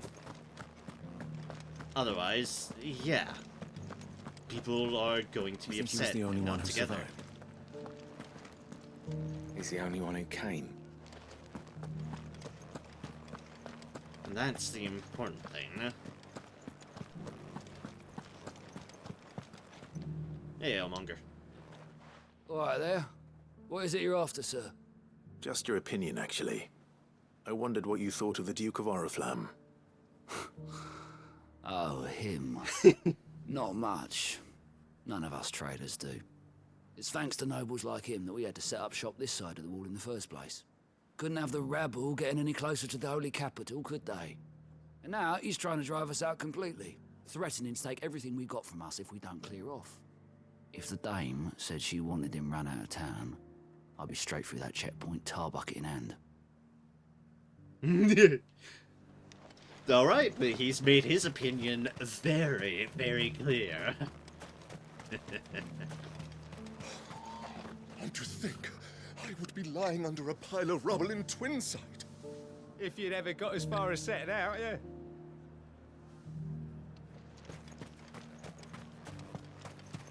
Hey, Chocobo Keeper. A question, if you don't mind. What do you think of the Duke of Oriflamme? Don't get me started. Build a life for yourself somewhere, earning for some noble to turn up and tell you you've got to hand it all over to him. If he thinks his name and his chains give him the right to empty our purses, he's in for a rude awakening. We'll do whatever it takes to keep what's ours. Whatever it takes. Understandable. You fought hard for what you've got. The garrison salvaged what they could from more, but that grain won't last us through the winter, will it?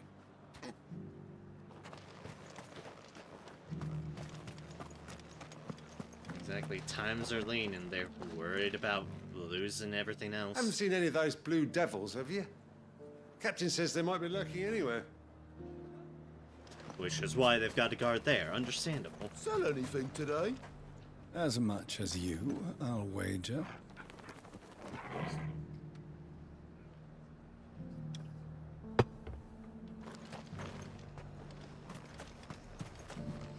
In hand. I've been hearing a lot of talk about a certain duke. Nothing good, I'll wager. Nope. Going around acting like he owns the place.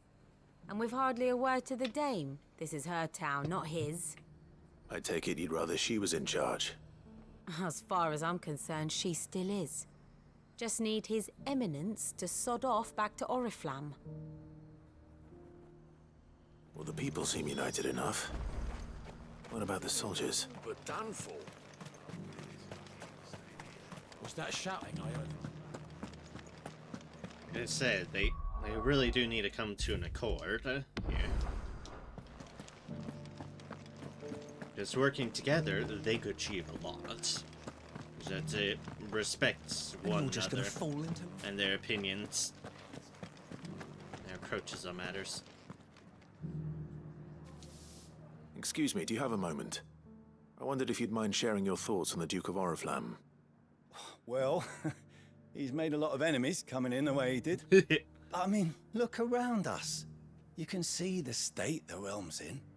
The traders might not like having the screws put on them, but if they volunteered a few more of their hard-earned gil before things got bad, maybe they wouldn't have to. I think the Duke's got a point when he says rebuilding the Empire's the best way of making sure we're all protected.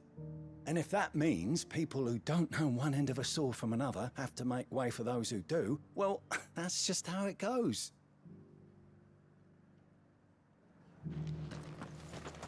It's not only control of the garrison he wants, it's the whole of North.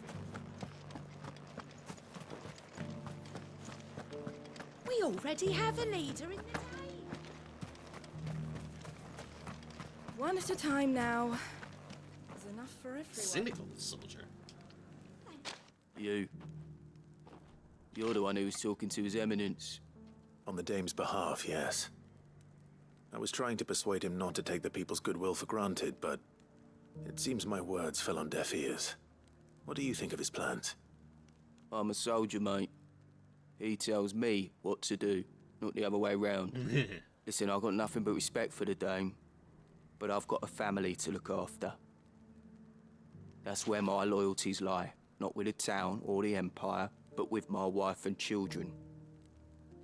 If the Duke can get us cement and the equipment we need to fight off those blue-skinned bastards, I don't care how he does it.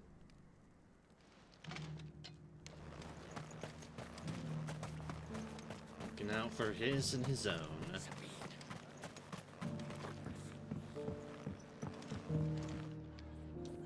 Hello, sir, soldier. I hear the Duke of Oriflamme plans to turn this town into some sort of fortress. Do you think that's a good idea? It's not for me to say. All I know is that unless the Emperor orders me otherwise, His Eminence's word is law. Look, no one likes all these taxes and tariffs, but empires don't come for free. Once Sanbreque is back on her feet, we'll all reap the benefits. Let's see what Philippe makes of all this. Yeah, he's definitely in a tough A whole situation. day to dry some bloody linens. Yes, that's how it generally is. Good old Welcome back. technology. Wraiths give you any trouble? None worth mentioning. They're staying put for now. For now, the key word there. Captain, do you have a moment? For you? Certainly. Clive, wasn't it? Thank you for last time. No problem. How can I help you? I wanted to ask you about the Duke of Oriflamme. Do you intend to go along with his plan?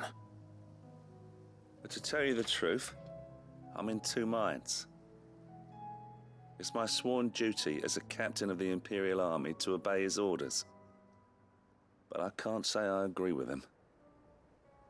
Philippe, I remember you saying that you became a soldier to protect the people you loved. The Dame included. That's right, I did. Well, she doesn't agree with the Duke's orders either. She thinks they could tear Northreach apart.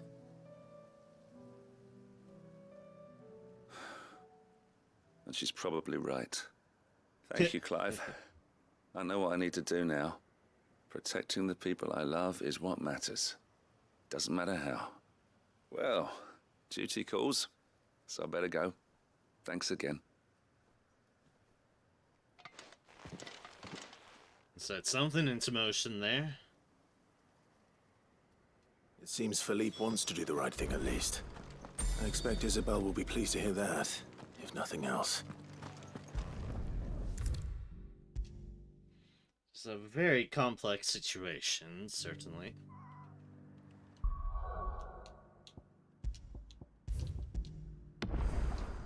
Really is, with all that's going on and such. Ah, Clive. How did you fare? Were you able to speak with the Duke? I was, but... Gotten a good lay of the land, though, that's for sure. So Northreach is to be a fortress after all. Well, it will certainly help to hold back the thralls. There's no denying that. Though I doubt it will come as much consolation to the townspeople whose worldly goods are confiscated to pay for it. They deserve to be heard, Clive. To have a say in this new empire the Duke means to build. Sadly, His Eminence values their obedience more than their opinions, and hopes to reassert the authority of the state. I fear he sees the people as mere pawns on his chessboard to be sacrificed for the greater good. Needless to say, they themselves are of a different opinion, and would rather their destinies were in your hands.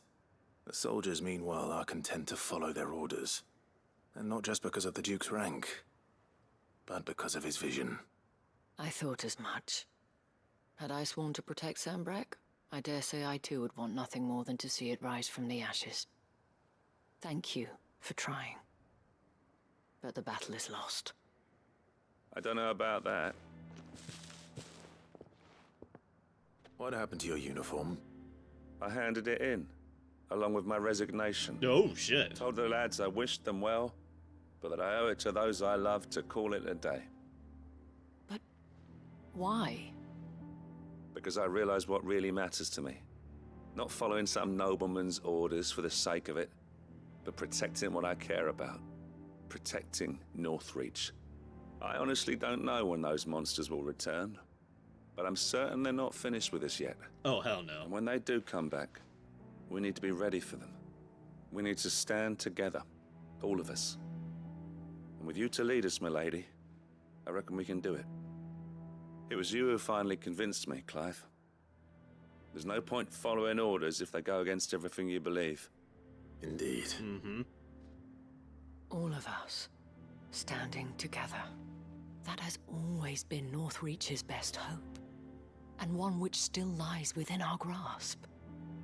We have only to turn our attentions to the true enemy. Thank you, Philippe, for showing me what I must do. Anything for you, milady. Speaking of standing together, would you mind if I borrowed a few of the lads from the Vale to help keep watch around the town? I fear His Eminence has loftier tasks in mind for the guard. Not at all. Be my guest. Wouldn't be the first time.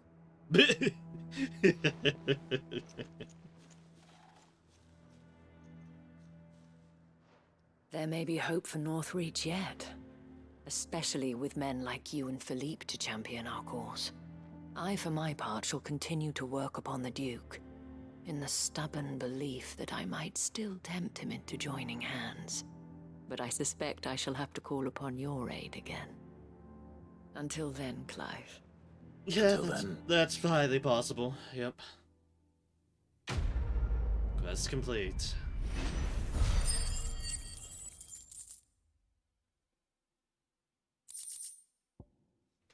Bloody Hind, Meteorite, Silk. Alright.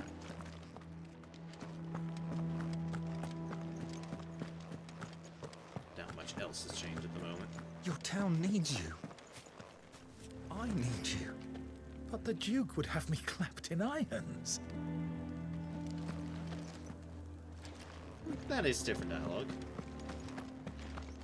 Saw the captain just now. Wasn't wearing his uniform. Because he handed it in along with his sword. Said he'd find a better way to protect the town. That he did. I would speak with this Duke about the demands he's made of me and my fellow traders. Yeah? And why would he want to speak with you? Now piss off. Yeah, this is definitely a bomb waiting to happen. The garrison is threatening to pull their sentries from the markets if we don't cooperate. Then we'll just post our own!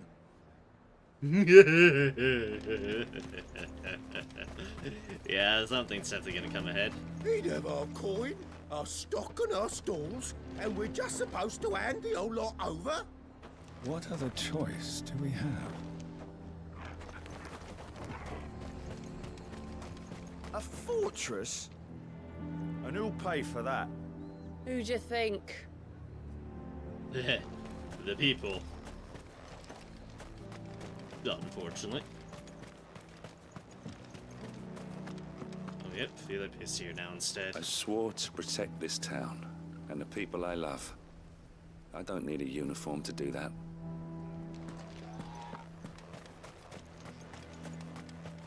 What's the point One moment, a controller has died. Battery. Let me switch up the batteries.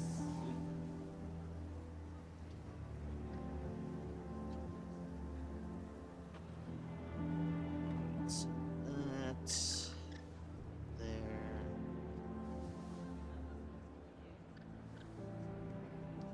That there.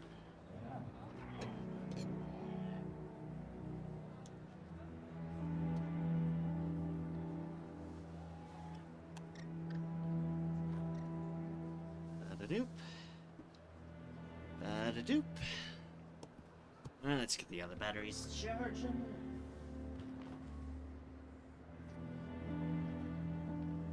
Well, at least it didn't do it in the middle of a fight. I appreciate that at the very least. Very well could have. If an emergency, yeah, escape will still is still a reasonable measure.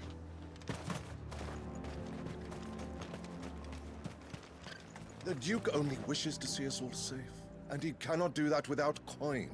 I don't see what's so difficult to understand. And I don't see you turning out your pockets.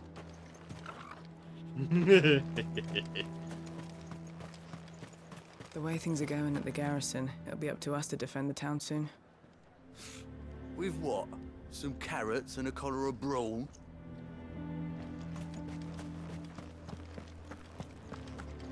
Oh yeah, town divided at the moment. Saw the captain just now. Hang the Duke and his bloody garrison. The bastard's no but a craven who'd rather hide behind his toy soldiers than fight.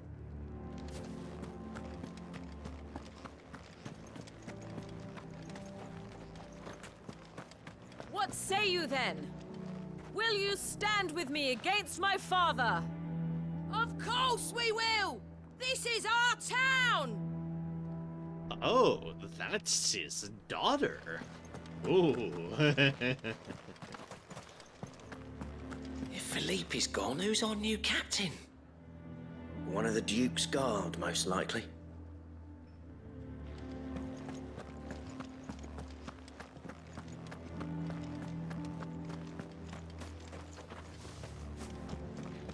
Welcome back. Wraiths give you any trouble? None worth mentioning. They're staying put for now. Yep. Dividing people when it's a time when they need to be united. Oh, to dry some bloody linens.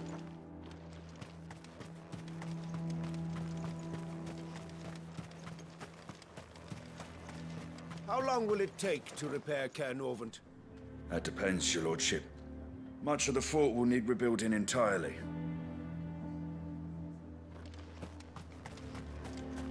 It will be. One at a time now. It's enough for everyone. Thank you. If you ask me, it's about time they made a few sacrifices. We're the ones risking our lives. Oh yeah, but... Definitely even some of the soldiers are having their doubts.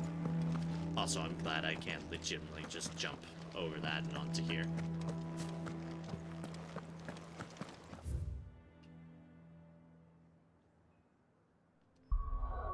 Alright. Where have we got more things? Buckland, Tabor.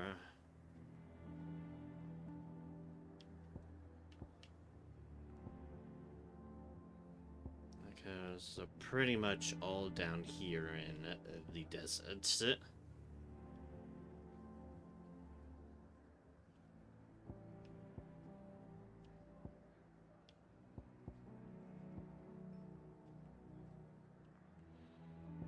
Let's start with Buckland first.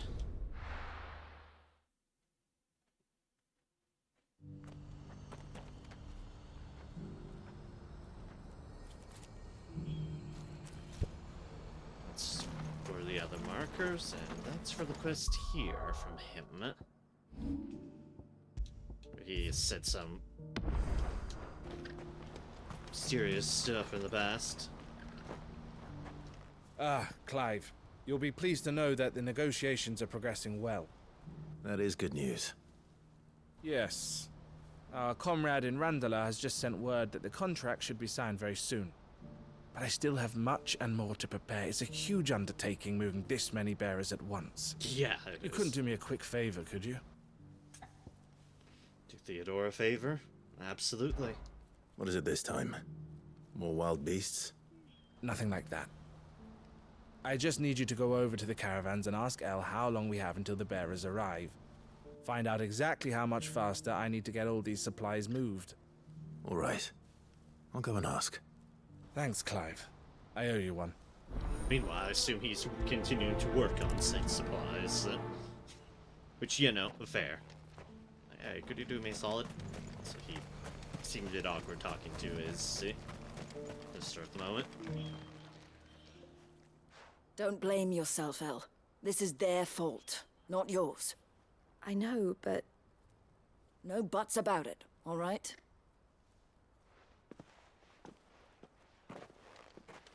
Is something wrong?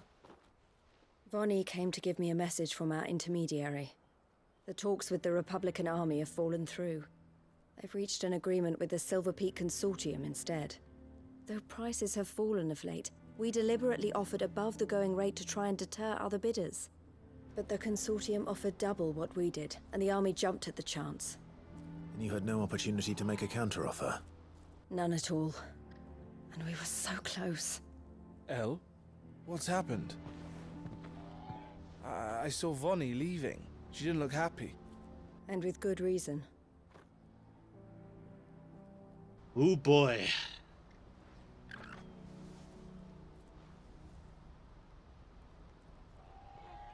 But I thought we were the only ones the Fist was speaking to about the bearers. How did the Consortium even find out about this? It's not so surprising. They have ears all over the Republic. This isn't over. The Consortium will have to sell these bearers eventually, and at the price they paid, buyers will be few and far between. I'm going to Randalar myself. Alone? You sure that's wise? Are you offering to be my bodyguard? How kind. Meet me at the checkpoint near the capital gates. I'll send an owl ahead and request a meeting. You go to Cashlock, Theo, and get everything ready. We've waited far too long as it is. Even if I fail to free these bearers, there will be others. Someone needs to prepare the place and keep any prowling beasts at bay. Oh, and that's me, is it? She trusts you with it. It looks like I'm following orders till she gets back from meeting the Silver Peak Consortium, who've been doing their best to undermine our scheme. She'll never join them after this, surely. No, she said it herself. She still has plans for Cashlock, even if this one falls through. She means to stay with us, then. I can't say I'm not happy to hear it, but... is this what she really wants? You have to trust her. Indeed. You're right. It's what she wants now. And if Elle's off fighting for the cause, I should do my part too. So I bid you farewell and safe travels, my friend. I'll gather my men and leave for Cashlock. We'll make sure the place is well stocked and defended. You go to Randalar and see if you can stop my sister biting the Consortium's heads off. If she won't consider her prospects, someone has to. I'll do my best. Not that I'd like to say we're Right. superstar. To Randalar, then. And better not keep Eloise waiting. Superstar conversationalist, but...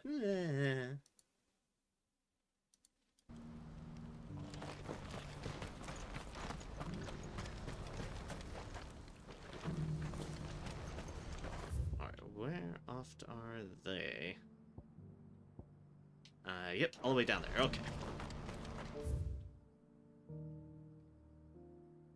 Alright, there isn't a near one nearby. Of course there isn't. Alright, time to leg it. Time to leg it. What I wouldn't give for a... Looks like this is the end. When are they gonna let us through? There's nothing to be let through to. Sorry to say, my friends.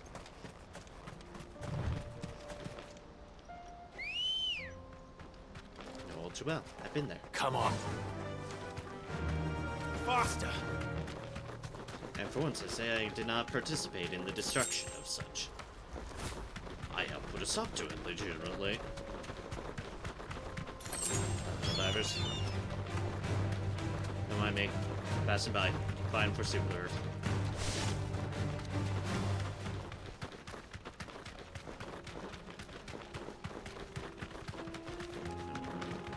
Things. Don't mind me, I'm just here for that. Bye.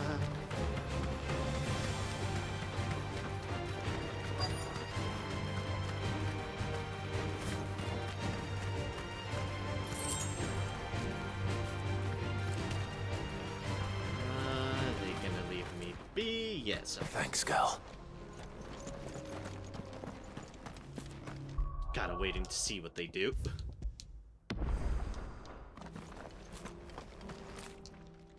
Hello. I hope I didn't keep you waiting. Did you arrange to speak with the Consortium? Here they are now. You wish to consult with me? I did. It's about the bearers you recently purchased from the Fist. We had all but finished making arrangements to buy them ourselves, and then you stepped into the fray.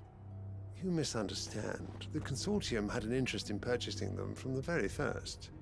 It was only our regard for you that kept us from bidding. But your hesitancy in accepting our offer to you suggested that the regard was not mutual. And so we resumed our business. I did not hesitate. I am simply not inclined to make such decisions without first giving them due consideration. But what is done is done. Come then. How much do you want for them? Alas, you are too late yet again. We rarely take on such unconventional merchandise without a purchaser in mind. The bearers belong to him now. Who is your buyer? A trader from across the water. A most demanding fellow, if it's any consolation.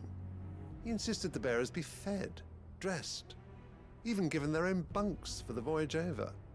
That's what you get when you deal with continental types. I wouldn't know. Oh yes, the culture on the continent is quite different to ours.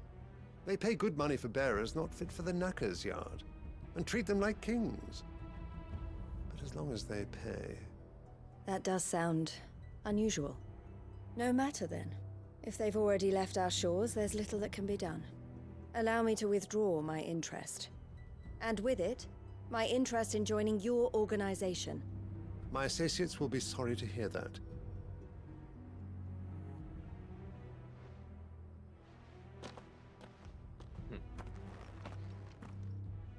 Shockingly, undermining someone else's business doesn't do well for them joining it and joining up in line with you. Who could have thought? I'm sorry you weren't able to save them. As am I. But I only have myself to blame. He was right, you see. The Silver Peak Consortium did intend to buy those bearers before I did. Their representative hinted at a possible purchase when he came to recruit me.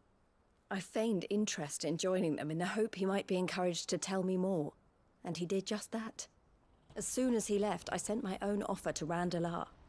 So you never... No.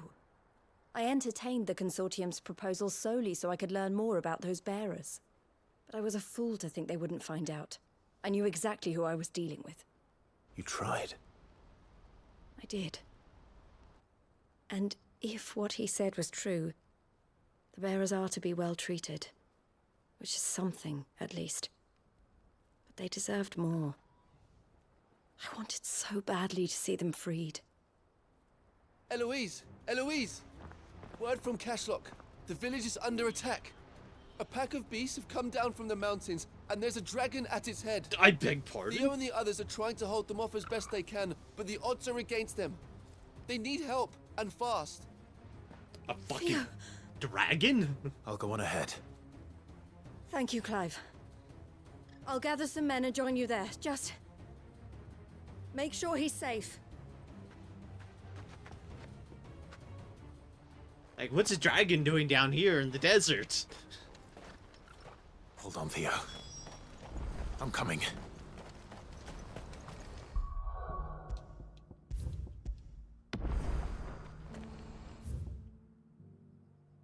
I should be able to go here.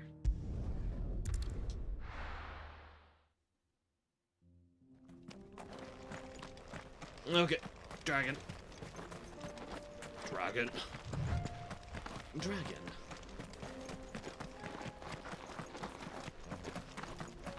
Let's save, hopefully save some people from a dragon.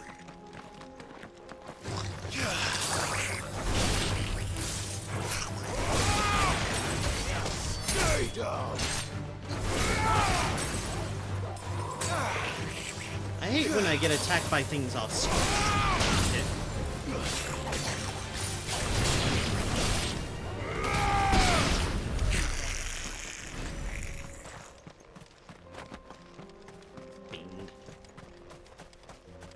Dare you ambush me from behind? Is it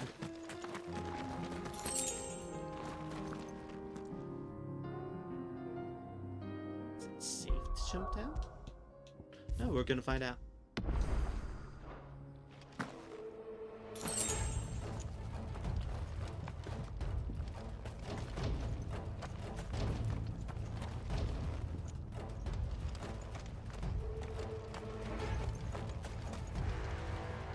that's some dramatic as fuck music.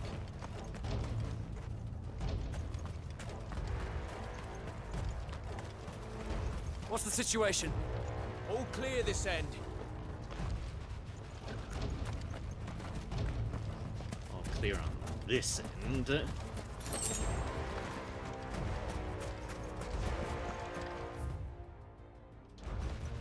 the end we need to work towards.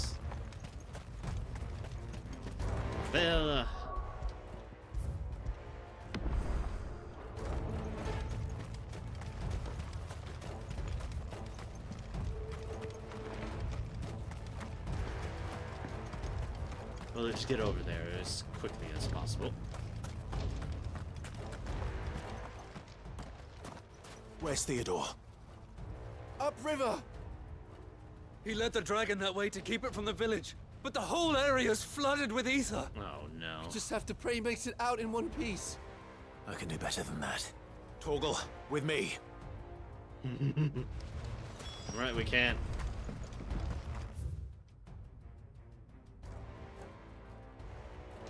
Finally going up the river. I always noticed this was a traversable area. I just didn't mind. Time to go.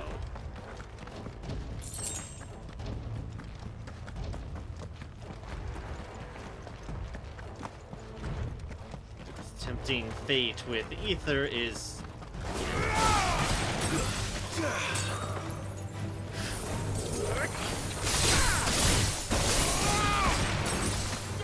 good at all.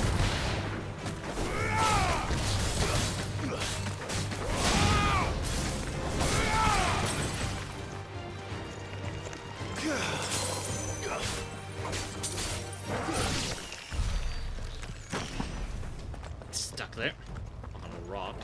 I could have jumped. But no one said I'm calm and cool under pressure. Where are you, Theo? Worries me is that he's deeper into the ether.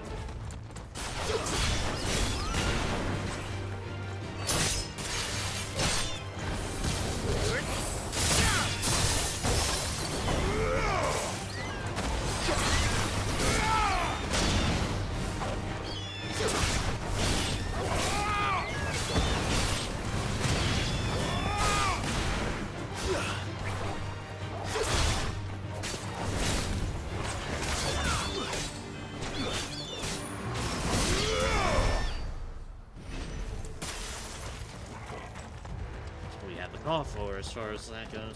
Though Phoenix Shift is a good one too, for that matter.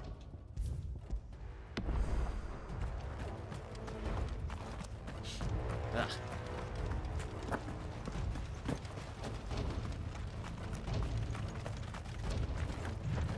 More Akashic.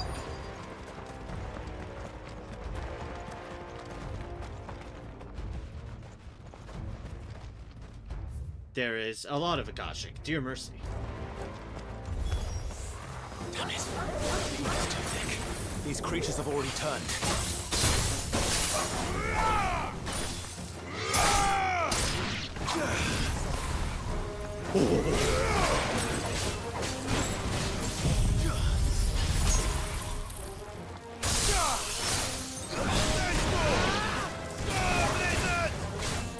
That really does have range to it.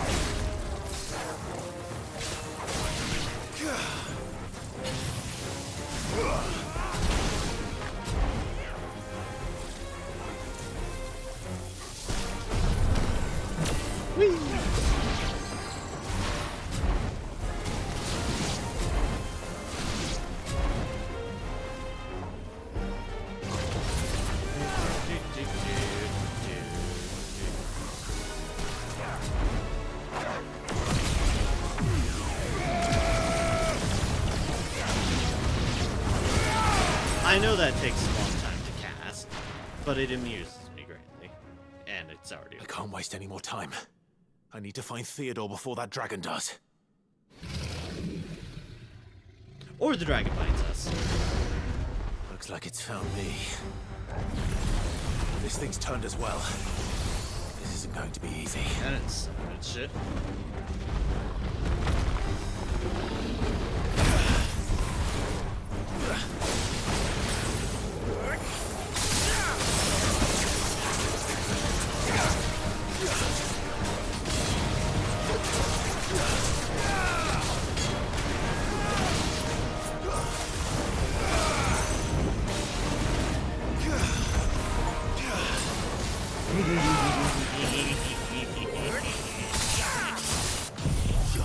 Gods, I love that.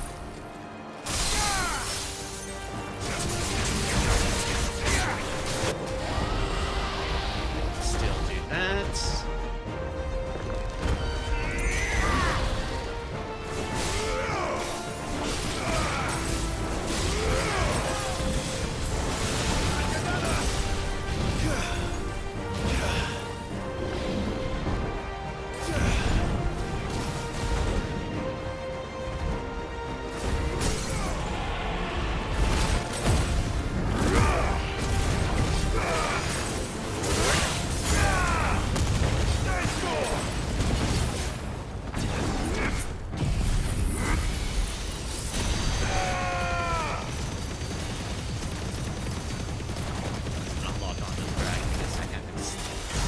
Sticks me.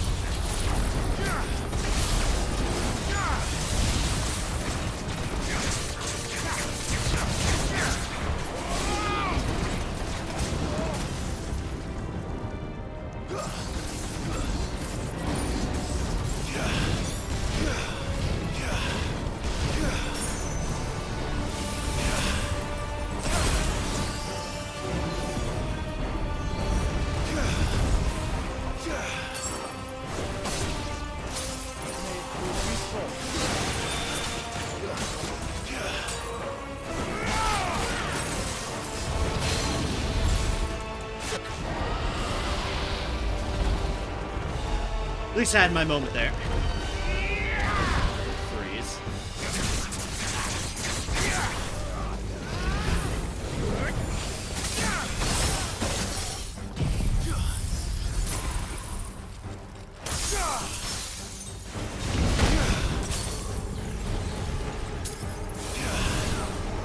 Too slow.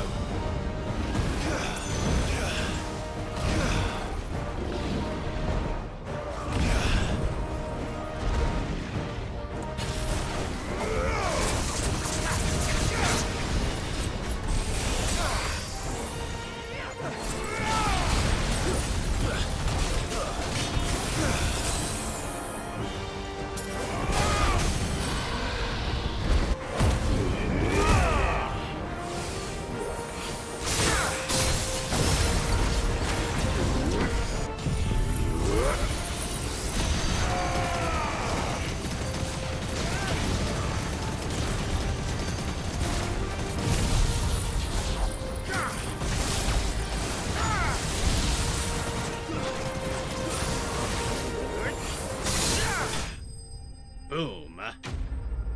Alright. Kind of getting into the groove of this new play style. I love Shiva's stuff. I love that dodge, especially when you perfect dodge with it and freeze literally everything.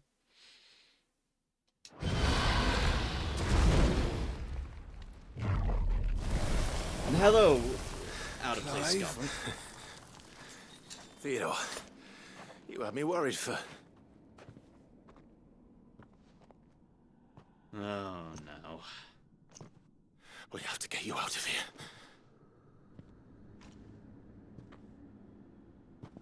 I think it might be a little too late for that. Bearer or no, there's only so much ether a man can take, and that Drake just wouldn't let me leave. You have my thanks, Sid, for finishing what I could not.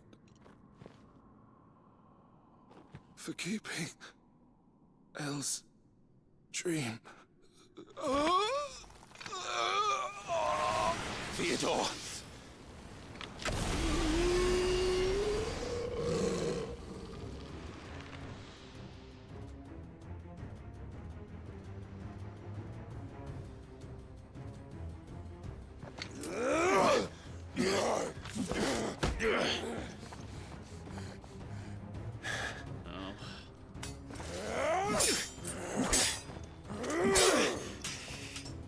Don't make me do this.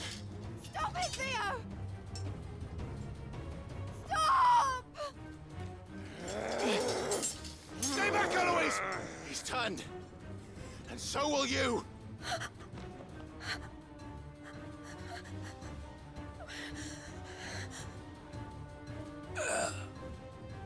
Oh. Theodore.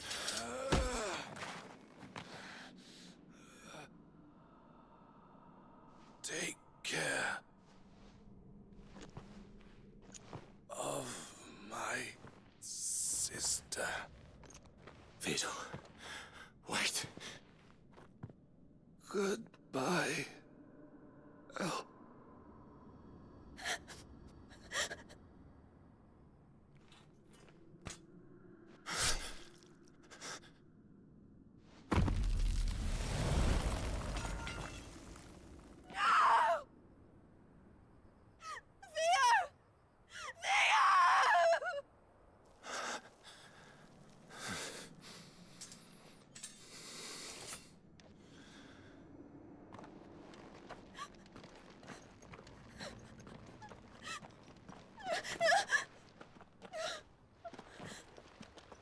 He's trying to save her.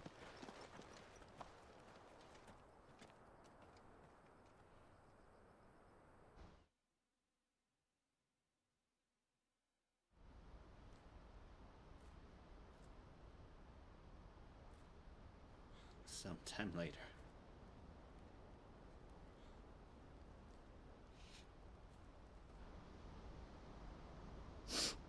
Thank you, Clive. I think I'll be all right now. That was true bravery he showed. Leading the dragon away from the village like that. His first instinct was always to protect people. To put others' well-being before his own.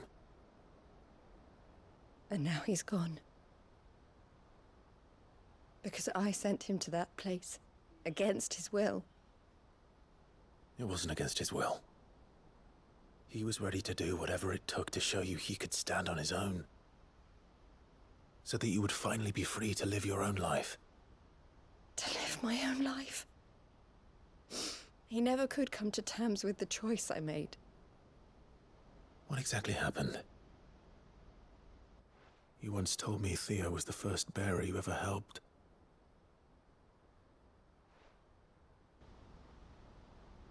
We grew up in Canva. We were born to one of the great trading houses. And I was chosen to inherit the family business. I had my father's head for figures, you see.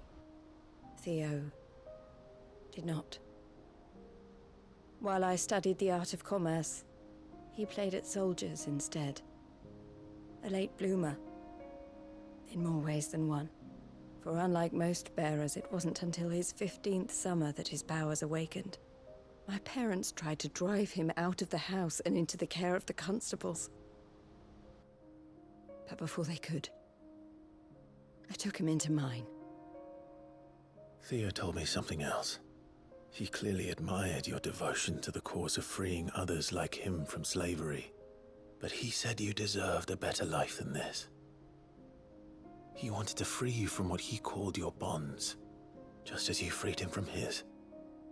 I would be lying if I said I had not wondered from time to time how much easier my life might have been if I had allowed Theo to be taken and devoted myself to the family business instead.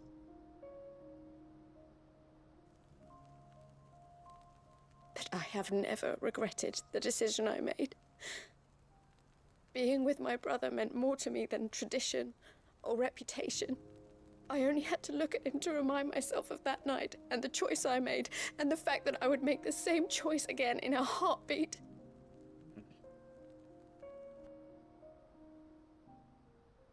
He was never a burden. How could he even think that? If anything, I was the one who weighed him down. You weren't, Eloise. He said it himself, that he had always been grateful to you for saving him, and that he wanted to repay you by letting you live the life you were denied. Neither you nor Theo weighed each other down.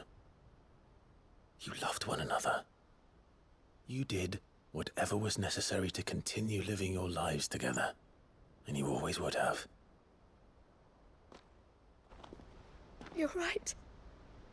All I ever wanted, all I ever did, it was so we could be together. Oh, Theo. Why did you have to...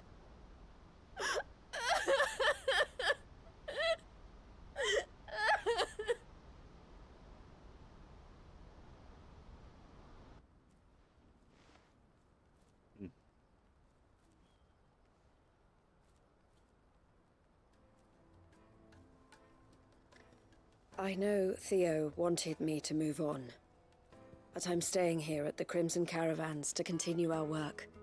We can make a difference here. We can help people, save them. I need nothing more from life than that. So I'll carry on doing what we do, ensuring that goods, people, bearers get where they need to be, bringing smiles to people's faces, just like we always have, and to Theo's, wherever he is. This is the life I have chosen, the life I will always choose. I've made a choice of my own, to continue helping you however I can, whenever you need it. Aww. Thank you, Clive. Let's go on together then, for Theodore.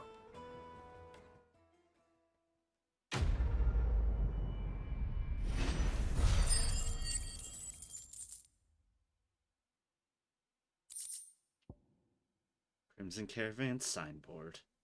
The emblem of the Crimson Caravans, porters of wide renown. They are based in Baklad, where traders from across the Valisthea flock to browse 1,000 tables, and transport their wares either throughout the Dominion, or on down the Crystal Road to the lands beyond. And Scarlet Cyclone. The Crimson Caravans is my family business now, and I would not exchange it for the world. I brought Theo here to be safe, and I have never looked back since. And if they're talking about Canberra, nothing great has really happened to Canberra either.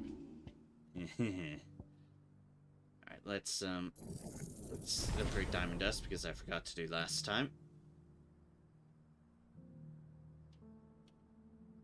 Oh yeah, just more sword. Cool. Cool.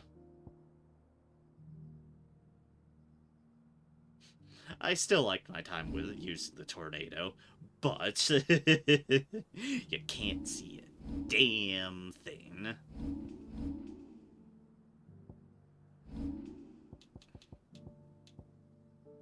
Silence now.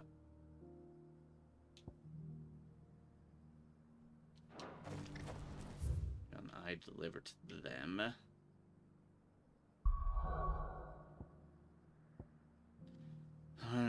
Let's go off over to Tabor.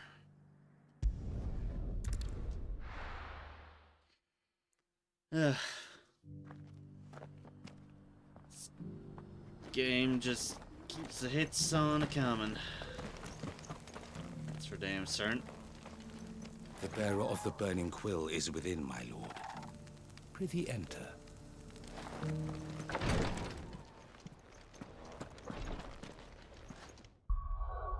I assume it seems he wants something of us.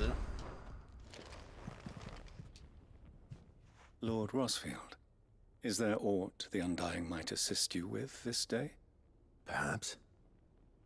My brother said that your order was helping him with his quest to uncover Ultima's origins. Have you learned anything of note since last we spoke? Little unless, I regret to report.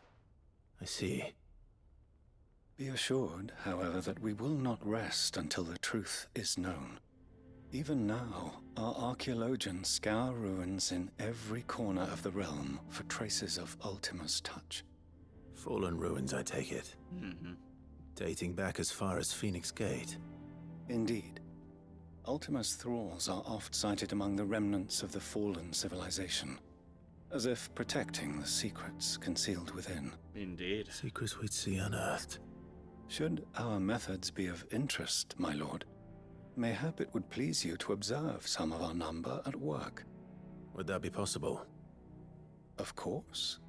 A survey is being conducted not far from here. Perchance you are familiar with Kretov, a small hamlet built around a fallen airship. I was due to visit my colleagues there to collect their preliminary findings, but if you would consent to do so in my stead, I'm sure that they would be honored to relate any discoveries they have made to you directly. Collect the survey team's findings in Zero's stead. Alright. Alright. I'll go and meet with them. They will be most gratified, I am sure. Might I suggest you take the road through Titan's Wake? It will lead you straight to the village after but a short walk. Thank you. I will. I wish you a safe journey, my lord. May the Firebird's flames burn ever in your heart. Right, to the Undying.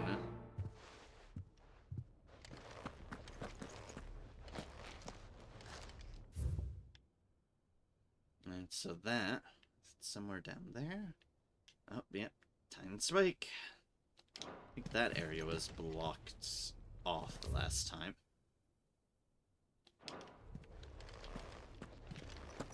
It's kind of you to take an interest in the Undying's affairs, brother. Well, I can't have you all keeping secrets from me, can I?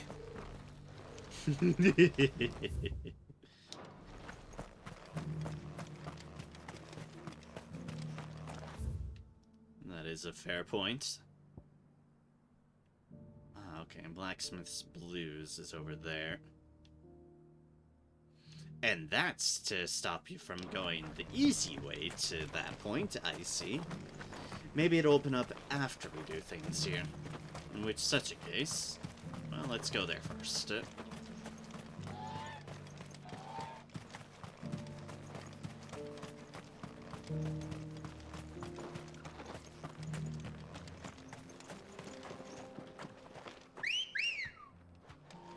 We're definitely taking Ambrosia for this. Let's go, Ambrosia.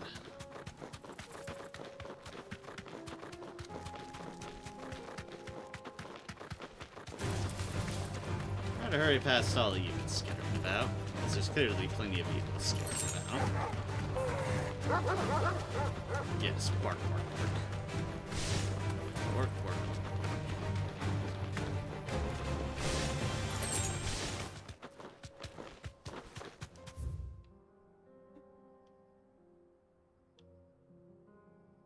I went the wrong way, didn't I? Yes, I did. I need to go further down, then over there. Then down through Titan's Wake. Oops. Sorry, I took a turn too early. Excuse me, pardon me, wildlife. Yes, bark, bark, bark again. Bark, bark.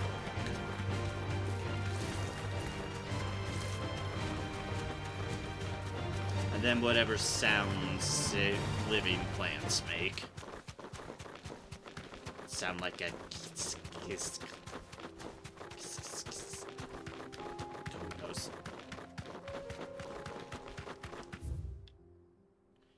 Maybe we need a turn before. We literally could just be teleporting there, but whatever, we're taking the leisurely route. You know, past all the orcs still present.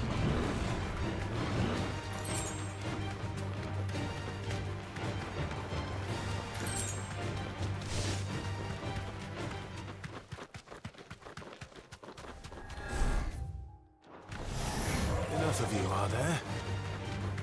I'm gonna say, oh, hello there, Ultima Mr. Minions.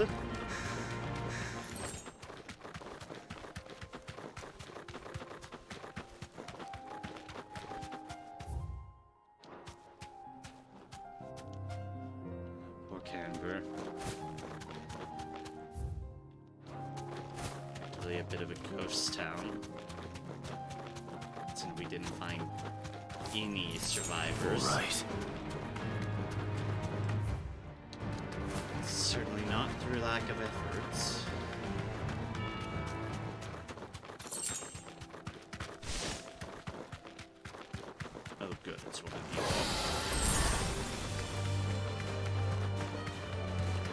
potion, though. Let's us back up.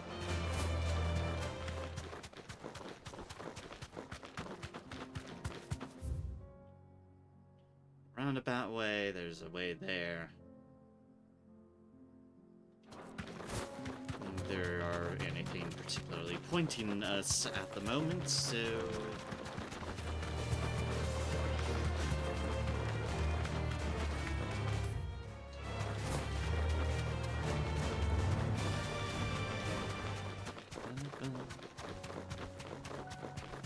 We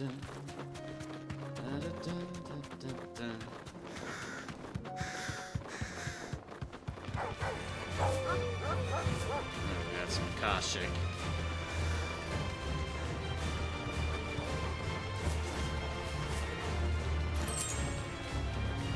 Sorry, you Akashic don't mind, right? That I missed this item. Oh no, yes. There's an ether flood in the bottom of that valley.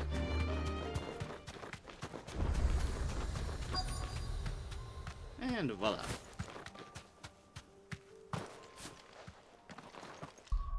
We just had to pass by all the evil, but we have indeed passed by all the evil. Nope.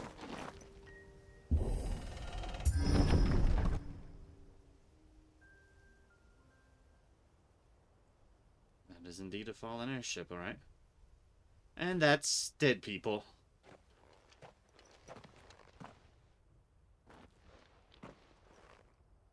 Oh no.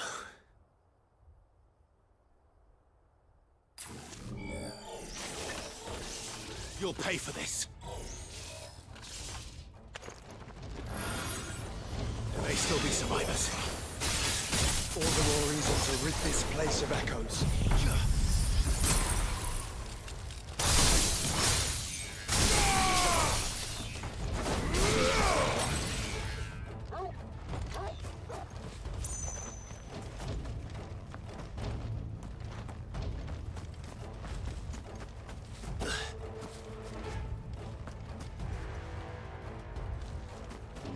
Dead people, more dead people, even more dead people. Yes. Why can things never go well for us? It's almost as if we're cursed by some bastard who wants to see everything torn and shattered away from us.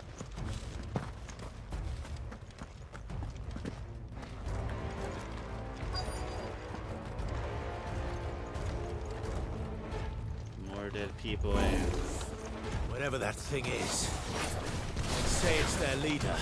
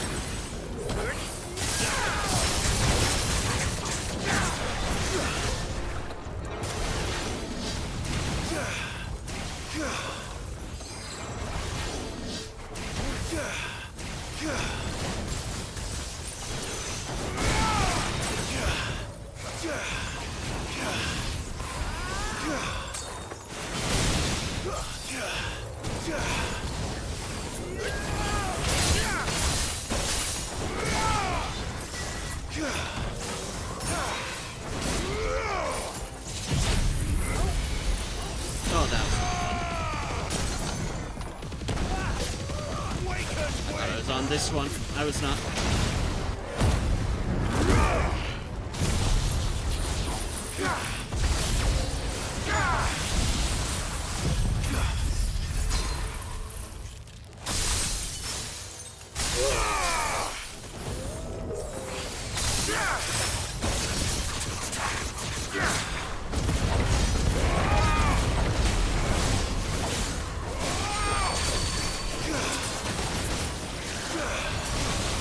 Don't know what. combo of moves I just did was, but that's kinda neat.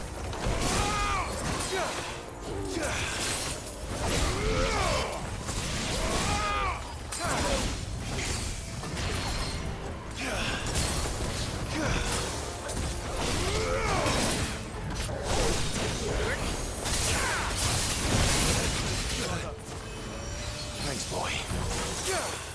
It's over. Not expect to be caught in for it to do that move in particular, but it had been going well up to that point. Should have stayed in the past. These must be Cyril's colleagues. You have our thanks, stranger. Oh, some live. That's good. Who are you? Ah, forgive me, my lord. I did not recognize you. You are Lord Rosfield, are you not? We are archaeologians, tasked with surveying this site. When the echoes appeared, our brothers here occupied their attentions. Thanks to them, and to you, we were, for a mercy, able to see our duty to its conclusion. You call that a mercy? Your brothers might still be alive if you put their safety before your duty. Surely this survey wasn't worth dying for.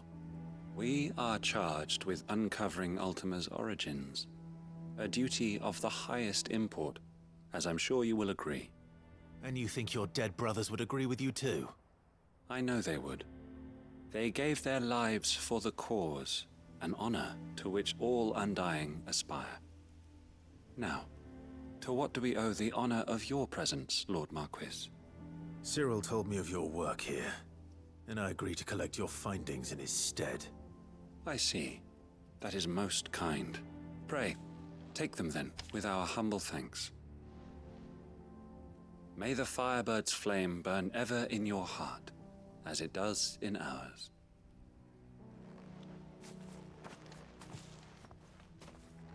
Duty above all else. One thing to lay down your life for another. But for a survey... Forgive them, Clive. The Undying live by a very different creed, and nothing we say will change that. Come. Let us deliver their findings to Cyril, that their deaths might not be in vain.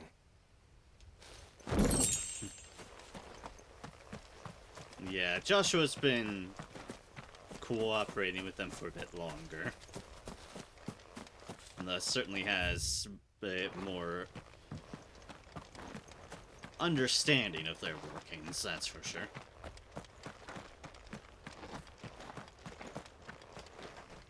So we might as well head to this next area by unlocking this so that we can just get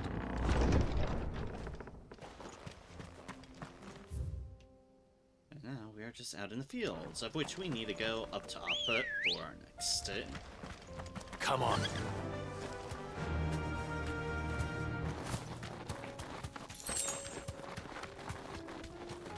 That's something we're not crossing.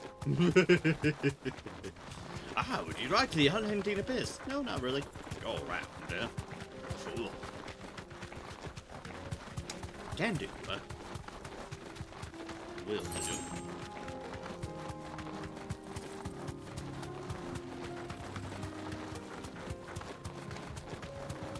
That's cool.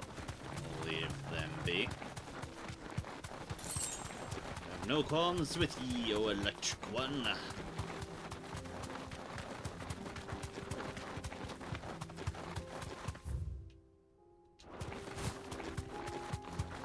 Snipers over there. Oh, this will be easy. I can't.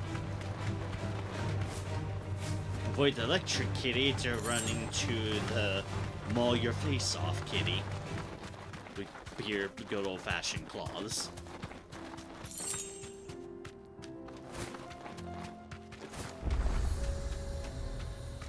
Another obelisk. Cool.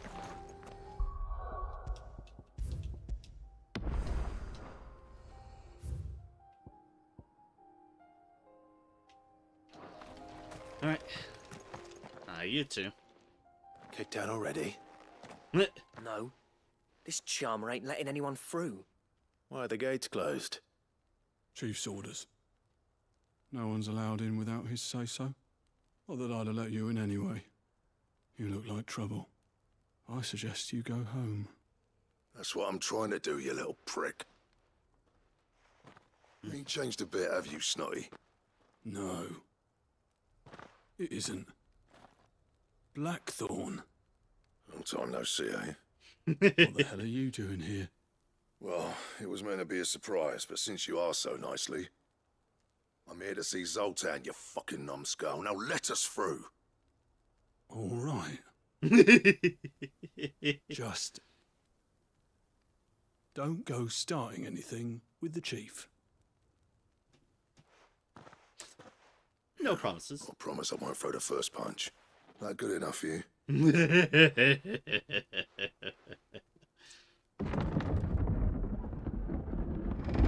Go on then. Much obliged.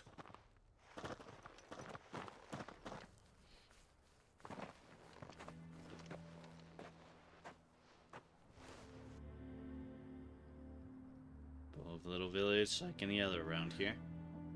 Full of eccentric craftsmen, apparently, as well.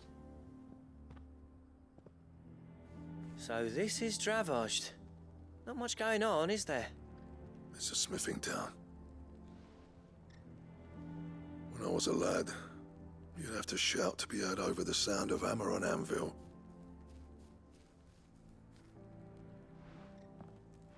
Clive, you're good with people. You speak to Zoltan. Hey, you ain't backing out now, are you? There's a river of bad blood between me and the chief.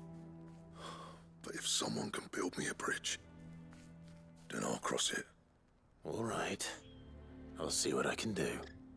I appreciate it. It'll be near the forge on the hill. It was our master's. He'd have inherited it when I left. The forge on the hill. Good luck.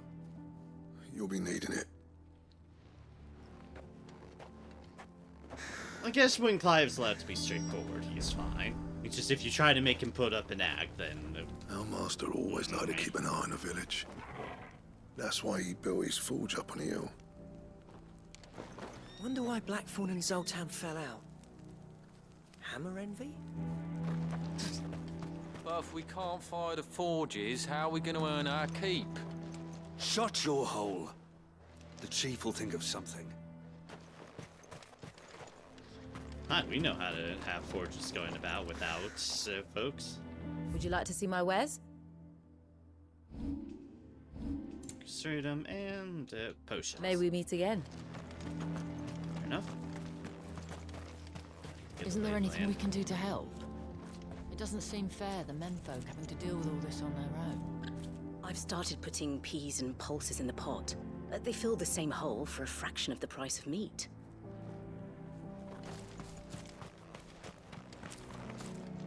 Sorry, but if none of you lot can smell ore anymore, we're gonna have to start looking for new clients. Ha! Good luck finding anyone else who can make a fire worth a damn. Alright, they're on to the problems you'd expect to find. The ones that we've been finding. With bears and crystals no longer really operating. Well... then...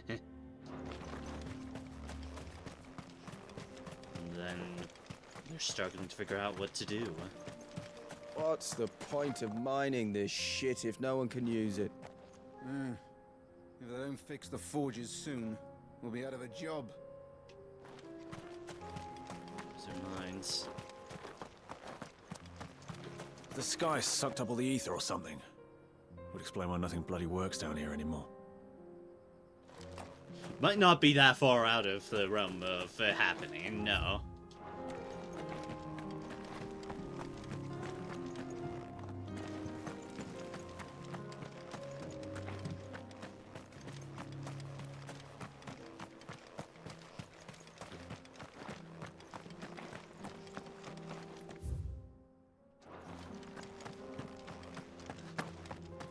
The other way.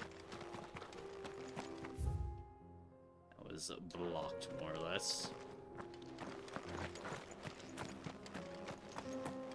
Alright. Alright. Clearly, this village has an entirely predictable issue. Reliant upon ether for so long, they don't know how to forge things without it. Which we're certainly seeing plenty around everywhere. Folks running into that same exact problem. You don't mind if I steal from your chest, do you? No, excellent. Bye.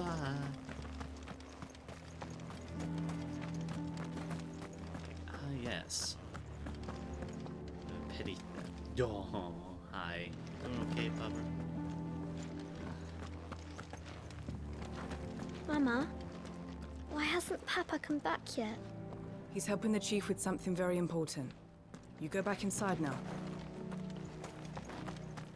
One might be able to tell, the wounds did certainly still feel fresh to a degree. But I'm moving on. Oh boy. Yes, you are good. You are a good boy.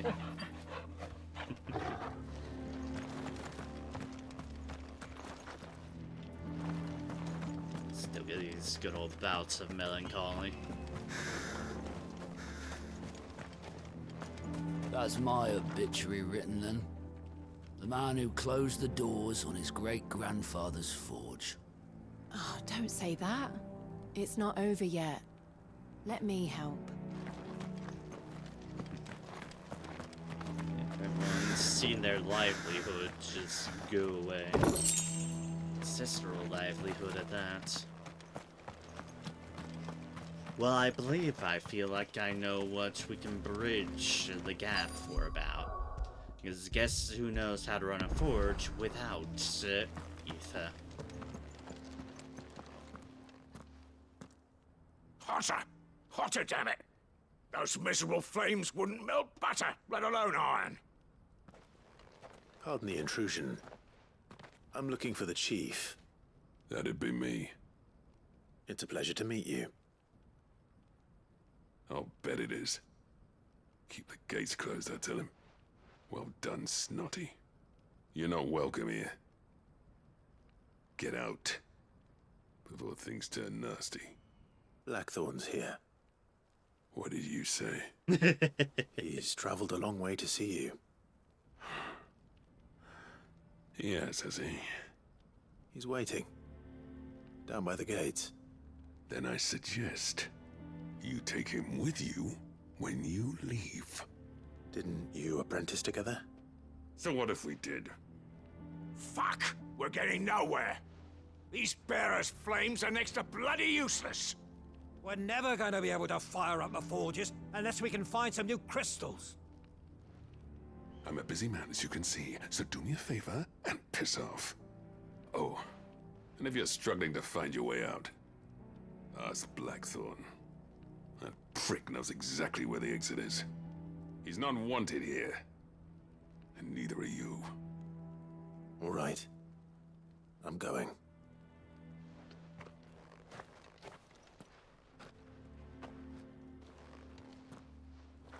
Please, Chief, you've got to do something. If this keeps up, we'll be ruined.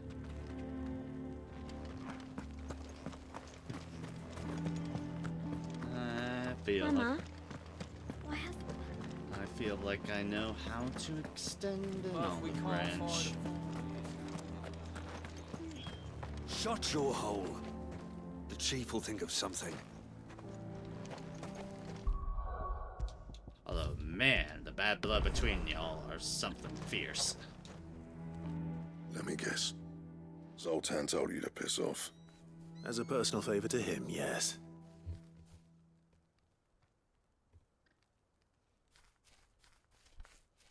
Well, at least he didn't beat about the bush.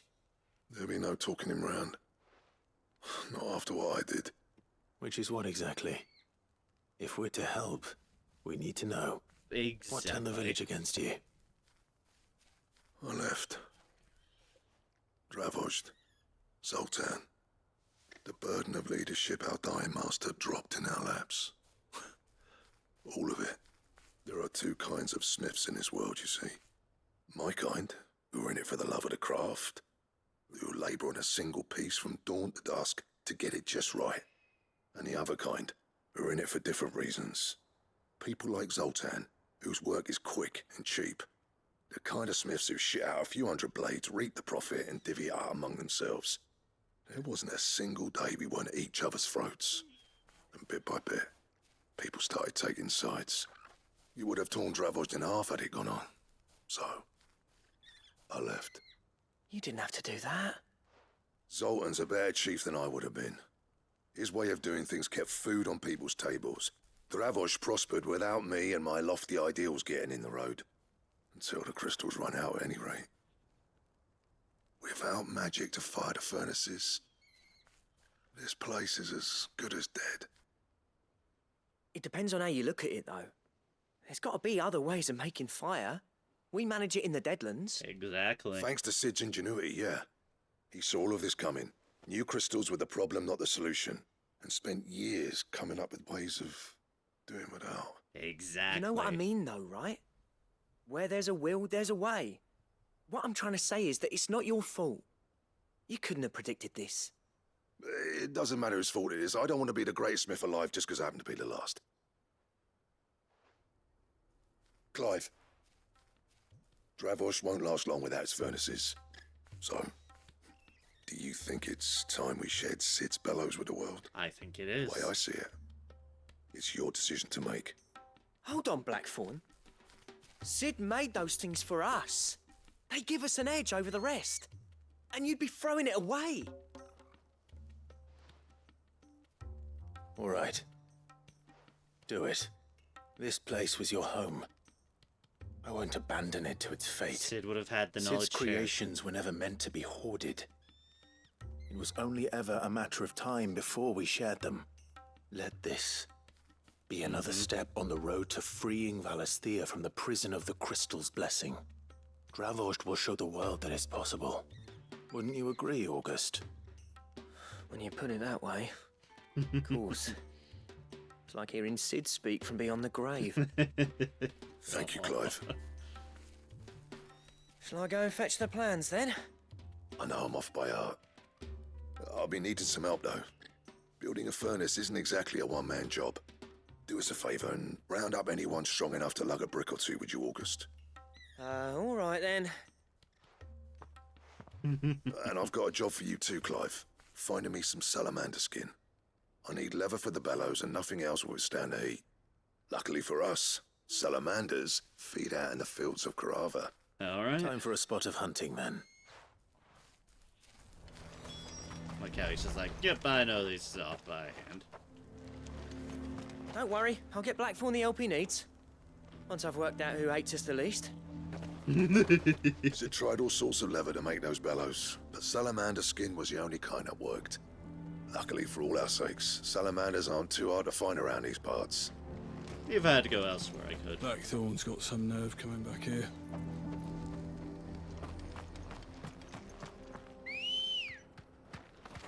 Let's go. Yeah!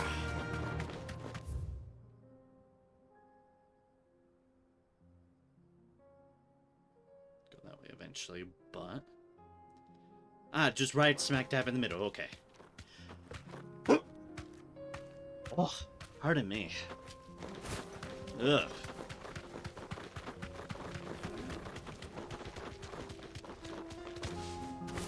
Right, there's the cat there. Let us avoid the cat this time. Hi, kitty. Don't mind me. Don't want my head bit off.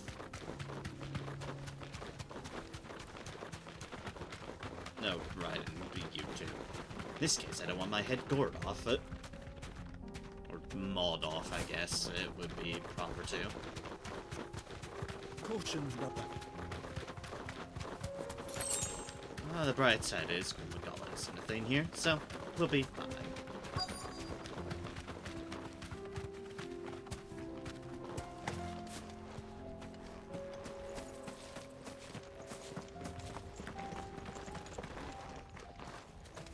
Ah, I see. Let's make this quick, shall we? Taking out Gazelle.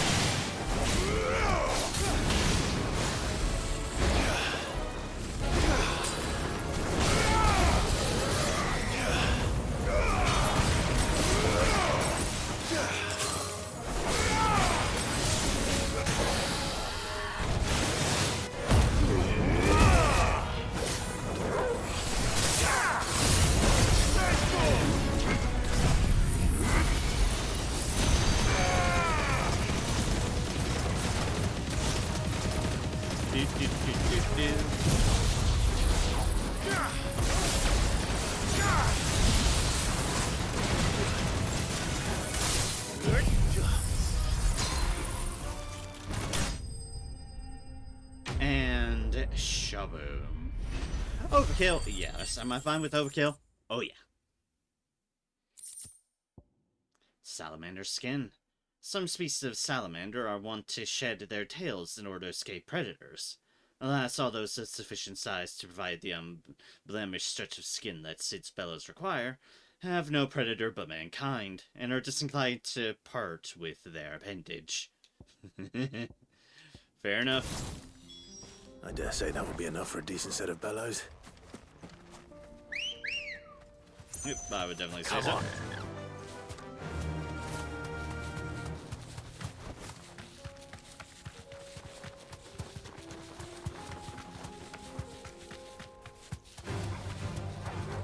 Once again, this is a case of, yeah, I could just be fast traveling there, but it's the journey.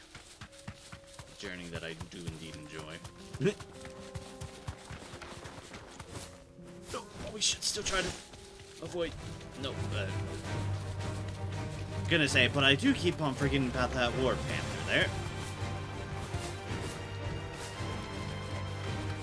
Just make some evasionary jumps, just to be certain. You deserve a rest.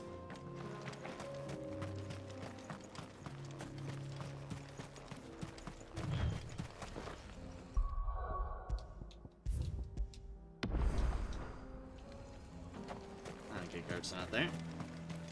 What's this all about then? Dunno. Some kind of new invention. Be gathering a crowd. Good news, Clive. When I told people we'd be building them a new furnace, they were practically falling over themselves to help. Talk about changing their tune, eh?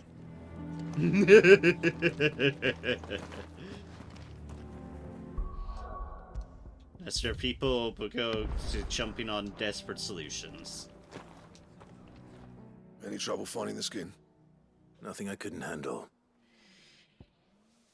Indeed.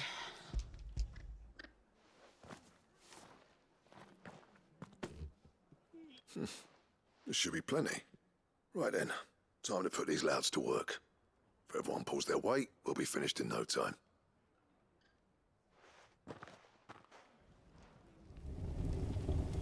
Fire. Sometime later.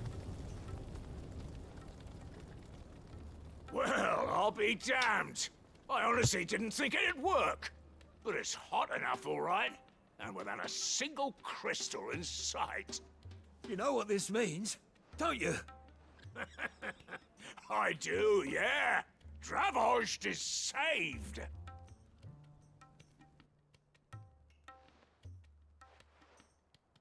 Sorry about earlier.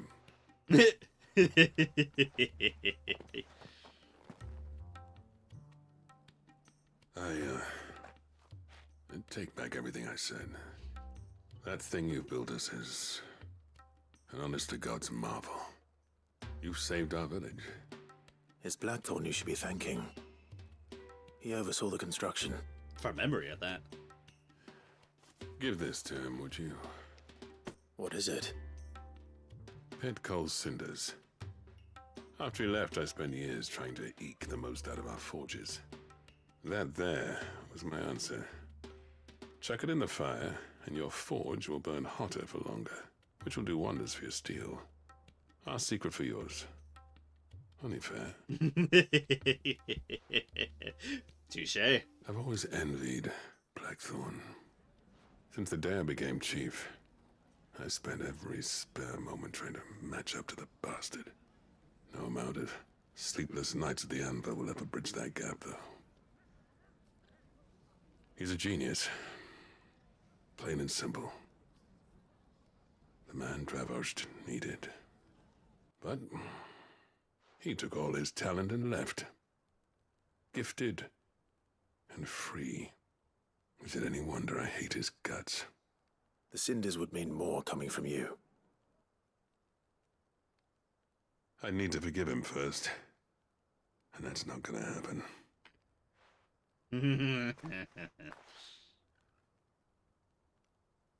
Well, you know what they say. Oriflamme weren't built in a day and all that. These things take time. Especially when they involve two geezers who hold grudges tighter than their hammers. True. But what matters is, Blackthorn's got that twinkle back in his eye. And I'd call that a job well done. So would I. I reckon he's going to be at it a while yet, though, so why don't you head off without us? I'll see that the old git gets home safe and sound. See that you both do. I'll save the cinders till then. All right. It'll be a nice little surprise for him. And it will be.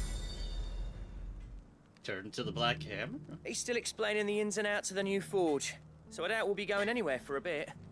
No sense you waiting around anyway. These things are going to take some getting used to. Yeah. Give it a week, and you'll wonder why you ever bother with crystals. Let's run through it again, shall we? Bloody hell. How's it staying so hot without a crystal? Don't ask me, but whoever invented this thing was a fucking genius. And he was. And he was. I'll bet the blacksmiths will be queuing up to buy you a drink now. Reckon you might have saved this town and everyone in it. Yeah, that's not Seathorn, is it? The thing here. Never thought I'd see his face in Dravosht again. The faster the flow, the hotter the flame. It's that simple. And it doesn't need any magic at all? Not a lick. I want a set of these bellows for our forge. Well, I'm sure they'll make us some if you ask.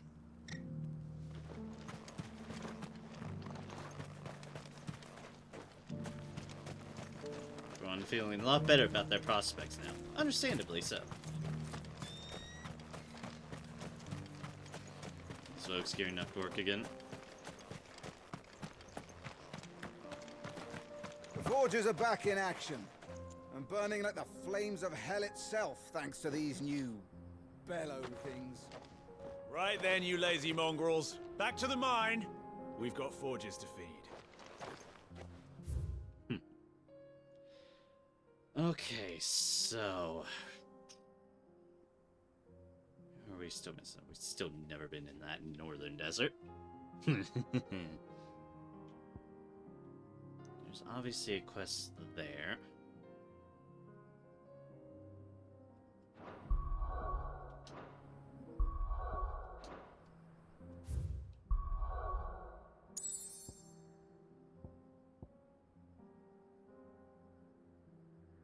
Got to deliver those findings there. And it's probably... Yeah, and that's where our last orb is. Alright. Let's turn that in, because that's not a hideaway turn-in. So we might as well return here.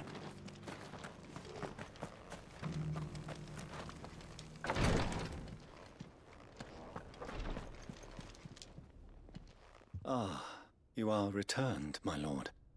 I collected your colleagues' preliminary findings. Here, take them. Kurtov report. Scroll containing the preliminary findings of the Undying's ill-starred venture into the ruins of the Kurtov, sealed with the wax imprint of a phoenix feather.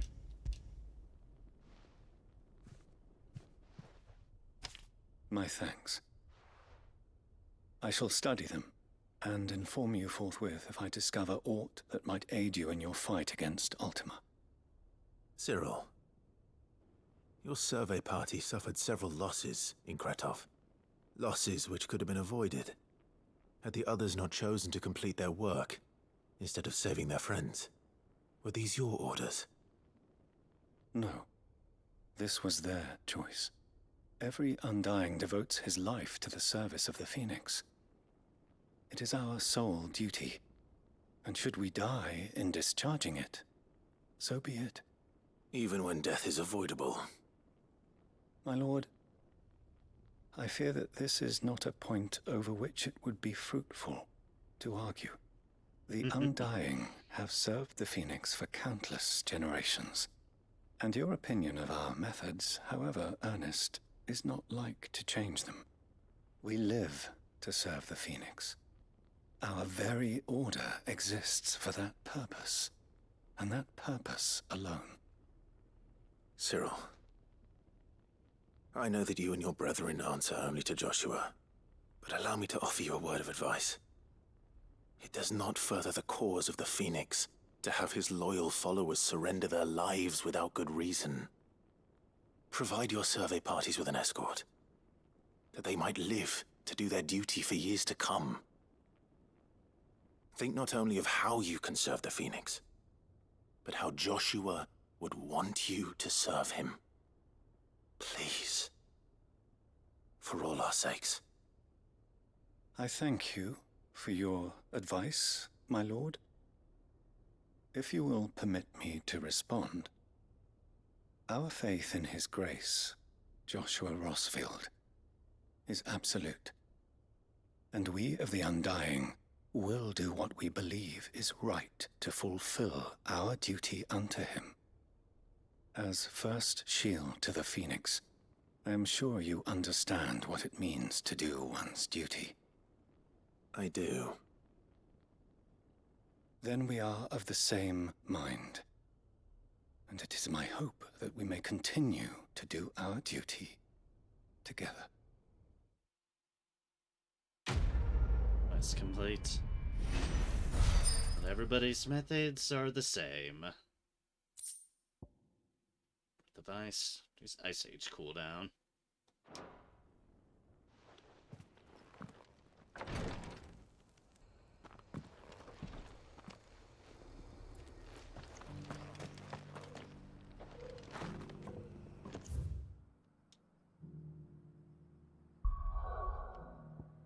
Let's go up to our... No. We'll want to do that last, because then we'll get popped back up into the hideaway, presumably. So, yes, we want to go to the Dalama Hill first. Yes, order of operations here, Nurim.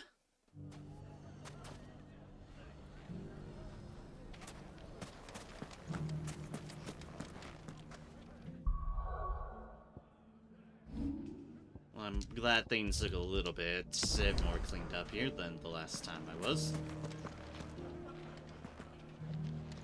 Take that, you naughty thief! Ah! Clive! To what do I owe the pleasure? I just wanted to see how the town's been faring since you brought everyone together.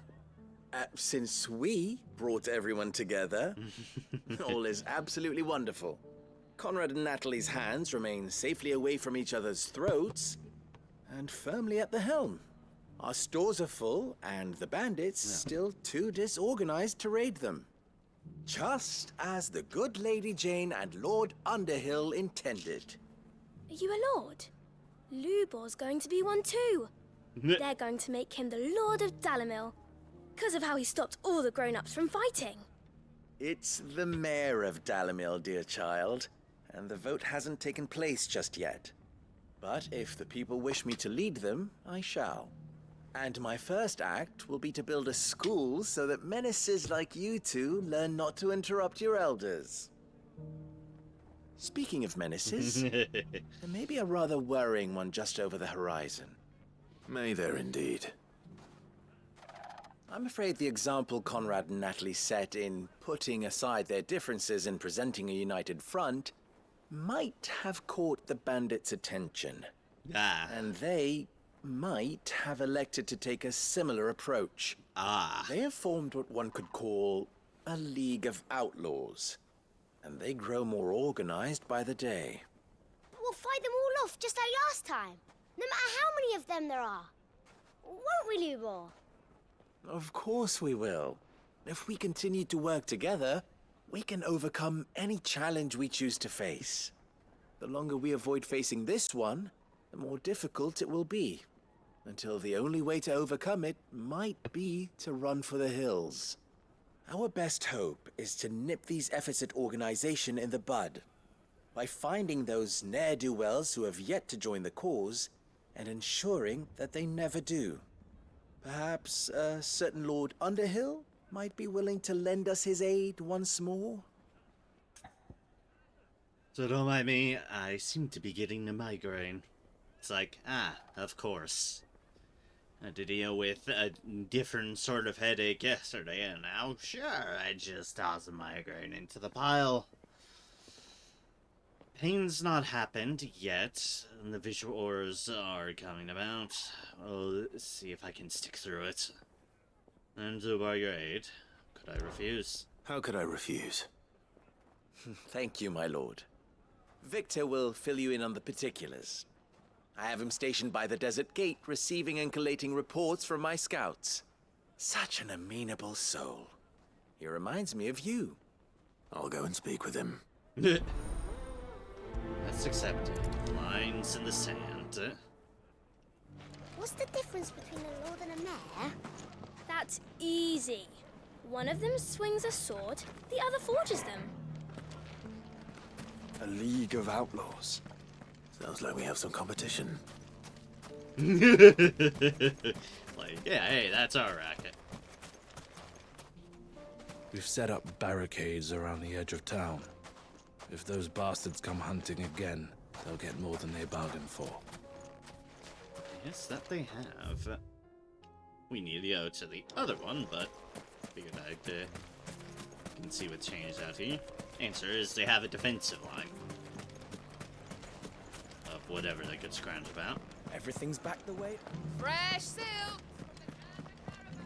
We may have bloodied the bandits' noses, Sid, but it seems we have not yet broken their spirit. Victor is helping us to keep track of their movements. And we're very glad of his help. That man knows the desert and its dwellers like the back of his hand. He's a good ally to have, yes.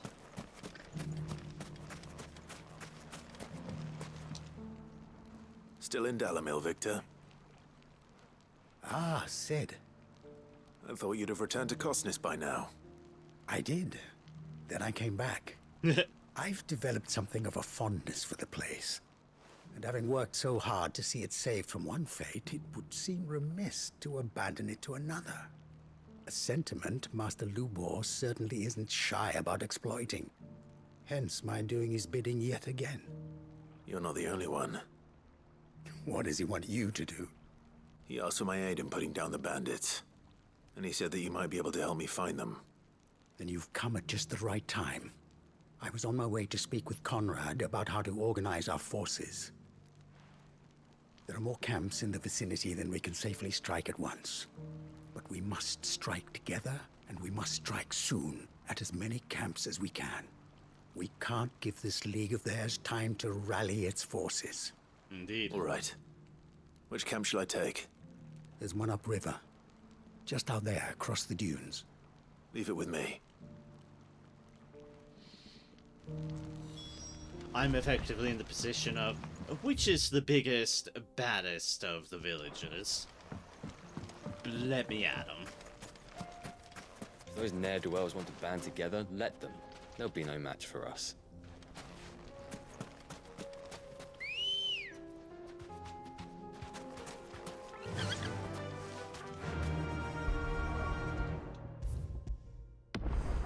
Do appreciate their gusto.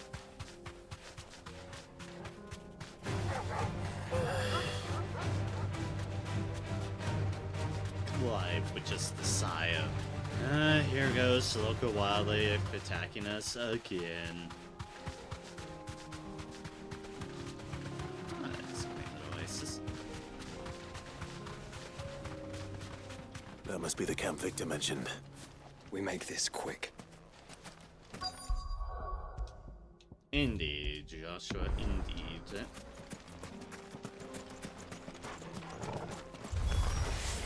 That's him! The one who killed Locke and Fingers!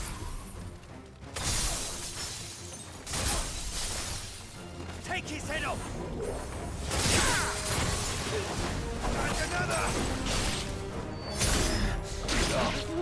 But I take y'all's heads off instead, okay?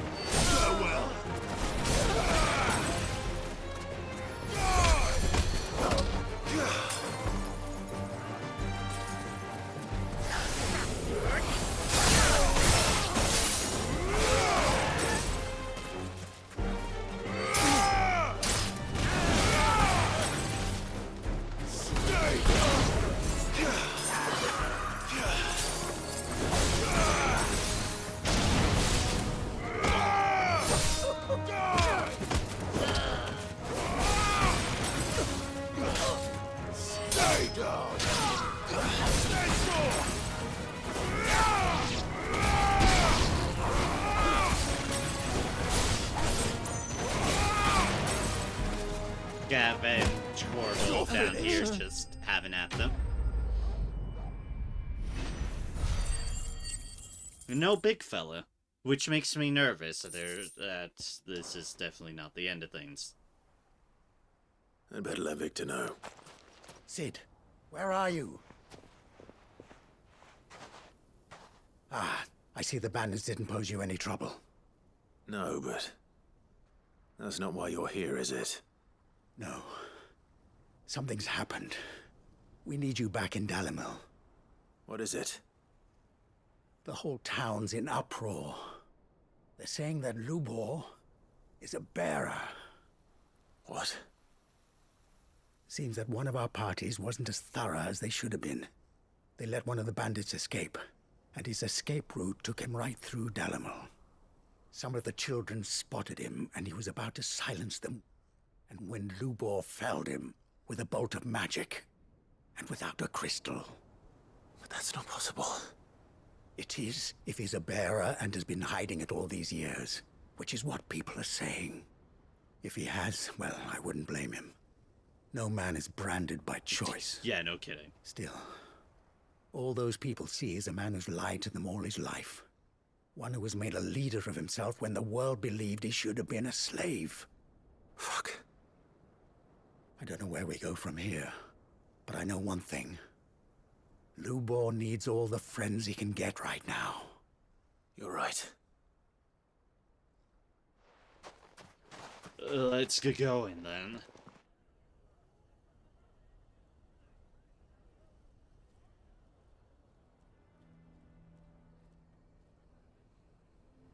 Barricade runs deep.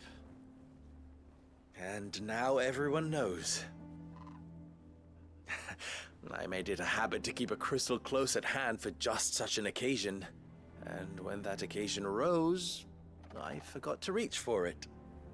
Well, it was bound to come out sooner or later. We're sorry, Lubor. We tried to keep running, but we just couldn't anymore. There's nothing to be sorry for. I rather enjoyed playing the hero for once. All that matters to me is that you two are safe. Look at him talking to his betters like it's nothing. All lies, I'll wager. Just like the ones he fed us all these years. Once people make up their minds, it's hard to change them. We need to do something, and quickly. Convince the people not to let their prejudices blind them. Convince them that nothing has changed. That their enemy lies outside these walls, not within them. Indeed. You're right. We should speak to everyone. I'm glad you agree. I'll handle the townsfolk. I'm a Dalmec born and bred. They listen to me. You head to the tavern. Make Conrad and Natalie remember who Lubor really is. They know that Lubor and I are friends. I might not make for the most impartial of interlocutors. Lord Underhill of Randalar's League of Merchants, however, is a trusted and impartial mediator of note. I'll do what I can. I'll do what I can? Lubor, stay here with the children. I can't promise anything, but we'll try. And that is all I can ask of you.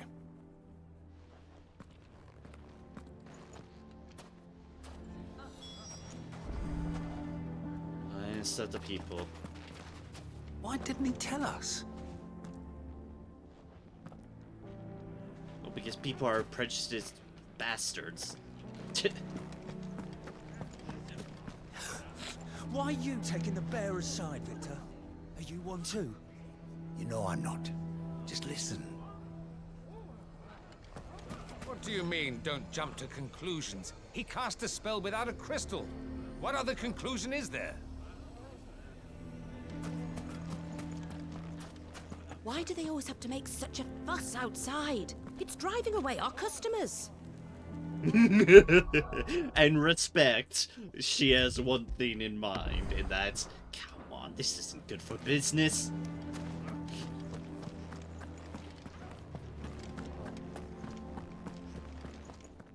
So, Lubor is a bearer, is he?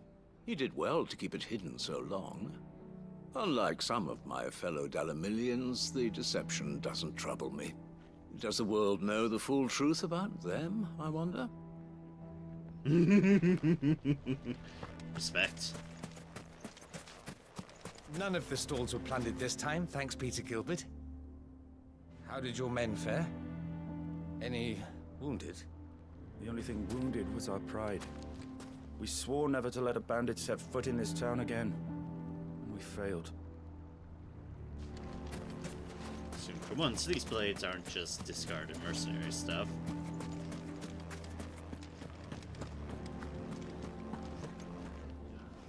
The bastard. Can you believe us for as long as we've known him? He would have been the ruler of us all.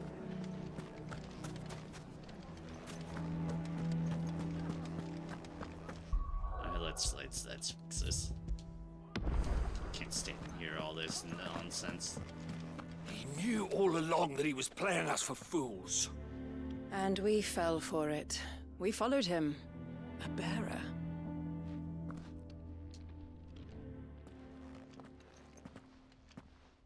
Forgive me for disturbing you, but could I have a moment of your time? I've seen your face before. As have I. Lord Underhill, wasn't it? Of the League of Merchants. That's right. I wanted to speak to you about Lubor. The rumors that he's a bearer. All true, I'm afraid. He'll never be mayor now. Not if I have anything to do with it. But what of his wares? Bearer or no, his steel is highly valued throughout the Republic. In this at least he's done the town a service. Might that not earn him a little leniency? Leniency? He pretended to be one of us when he was laughing behind our backs all the while.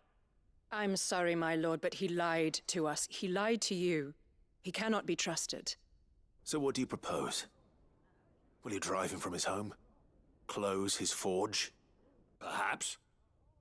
That is a question for the people of Dalamil, and they will thank you not to get involved.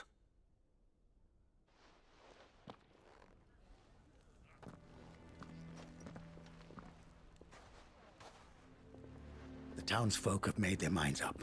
There was nothing I could do. Nor I. Conrad and Natalie refused to consider anything but their own wounded pride. You never know. Once their anger is cooled, they might see things differently. For now, we should report back to Lubor. All right.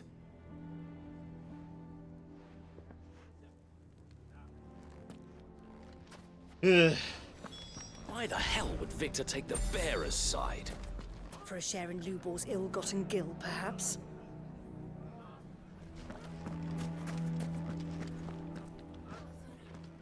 I assume the situation is hopeless? There's still hope. But Can't see anything beyond their fucking noses. But perhaps not in this lifetime, I think it's fair to say. You mustn't think like that, Lubor. Give them time. They'll come around. We'll talk some sense into them in the end, you'll see. No, you won't. And your efforts would be better spent elsewhere. But Lubor... Rosina would often tell me that steel does not lie, that a blade is a reflection of the smith who forged it. To yourself be true, that was her point. Rather an ironic one when you consider that her life was taken with a blade of her own making. But I do not doubt that she was always true to herself and what she believed in, right to the end. And so must I be. I must do what I know to be right, no matter what others might think of me. And now, I know what that is. I must embrace my new role of villain so that the people of Dalimil have something to unite against.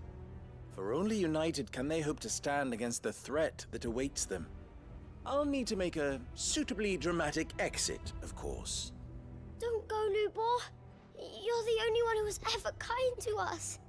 We'll be all alone. Again. Trust me, little ones, it is for the best that I go. Not only for the town, but for you, too. How could it possibly be for the best? These children need you.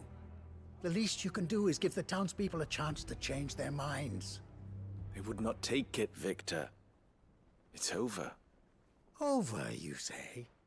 And so just like that, you're going to throw this town and these children to the wolves? I thought you were better than this. But it seems you had me fooled as well. Victor. Forget it. Do what you will. you sure you're making the right choice, Lubor? Of those available to me, I believe it's the best one. Yes. Ah, but where are my manners? Here. Your reward for clearing out that bandit camp. Right then. I have packing to do. If there's anything I can do. Anything. I'll bear it in mind. Thank you.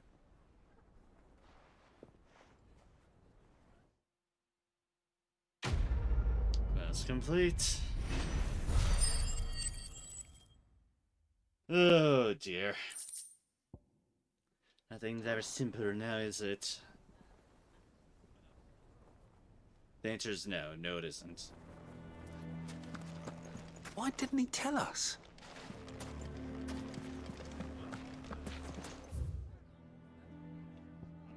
Because of this reaction. The reaction of everybody just, hey, you're supposed to be a slave. Stop that. Meh, meh, meh, meh, meh. And you wonder why these people don't open up to you.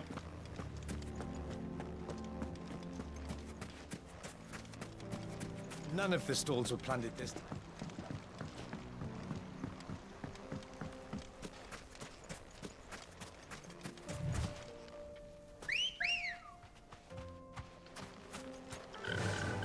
Fly, Ambrosia. What do they even think he's achieving with their logic? Had us fooled taking our guild or such stuff? Huh. You don't think maybe it's because you get sold off into slavery and used until you have no more life in you and then discarded like you're nothing but defective property? Yes. I wonder why they might try to hide the thing that makes it so that they're seen as a target for having all freedoms and liberties taken away from them. open up about it, and off they are to report it to the guard. Yeah. Just your sudden but inevitable betrayal.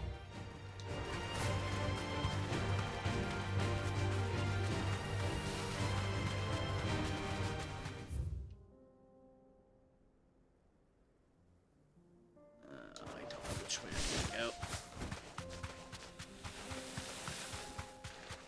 Whatever. I know I'm rambling on such. What is very, very obvious is that their preconceived notions and effectively racism are immensely deep-seated.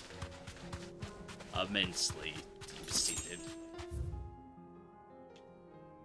And that I am oddly below where I need to be. Huh. I guess that leads to the village.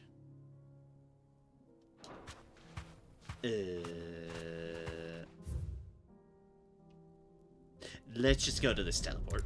It's like, I'm below where I need to be. Not quite where I want to be in this situation. I don't know how to get up elevation. Run like the wind. Down elevation is easy, despite what might happen to our kneecaps. Up elevation takes a bit more effort. Yes, bark. Oh. Y'all can keep doing your barkiness.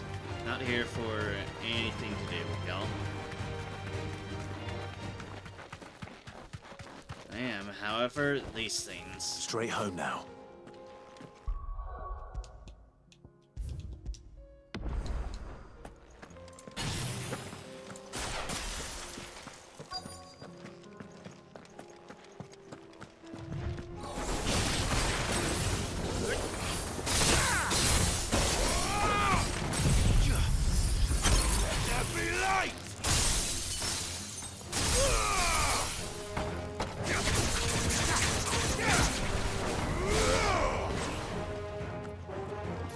Stop off there, I'm gonna drop lightning.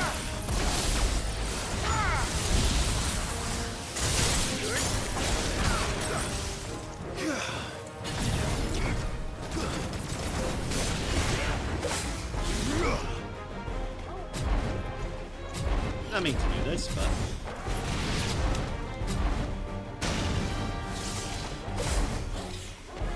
but I'll drop it. Let's just make it there on everybody. Sure.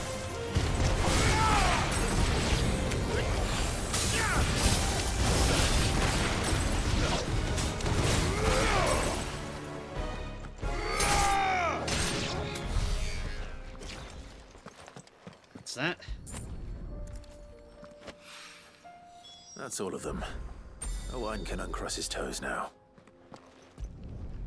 And now we teleport back to the hideaway where we can handle all the business we just took.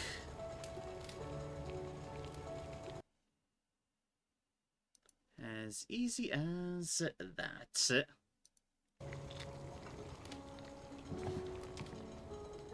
Ah, Sid!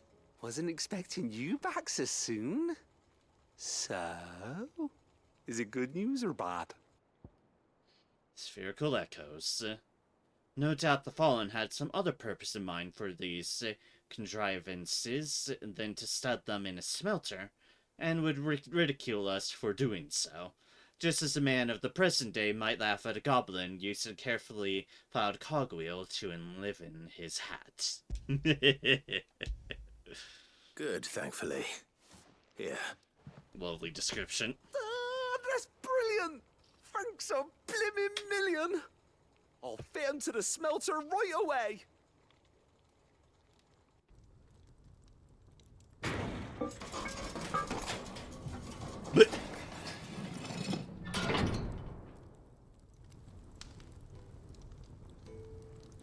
Sometime later.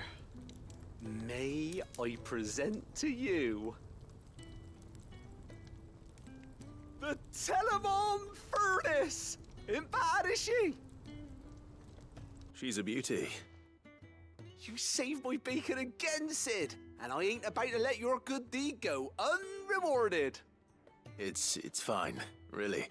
My bag's flexible enough already. Oh, don't say that. I'm sure I can make a few improvements to it yet. You could just buy me a bigger... How about that clasp? Looks a bit stiff. Reckon you could loosen it up and make some more room? And I reckon I know how. With a new alloy we've been working on. The Telemon furnace was just what we needed to perfect it. It's a metal, see? So it's lovely and strong, but it's also, well, stretchy, if you can believe it. Stretchy metal. Well, if you insist. That is the spirit. You'll love it, I promise. That's the voice of a man who is very uncertain of what he's agreeing to. And has way too many questions. So, what do you reckon? It's actually quite ingenious. Thank you, Owain. Shh, don't mention it. You earned it. And I wanted to get some practice in using that metal anyway. Reckon we'll have all kinds of uses for it around the hideaway. Can't think of any right now, but that's our job, innit? Dreaming up new ways to make life easier around here. That it is. Maybe even out there, too. One day, the whole world's gonna know about the inventions you've helped us put together. That bag of yours will be the first of many. You mark my words. They'll hardly believe their eyes, I'm sure. Quest complete. Even weirder science. Expanded potion satchel. Were the same exotic alloy from which the clasp of the satchel was fashioned be used to craft a suit of armor, it would surely be supple enough to accommodate even the greediest knight's ever-expanding belly. Necessary for further increasing consumable inventory capacity. There you go. Inventory maximized.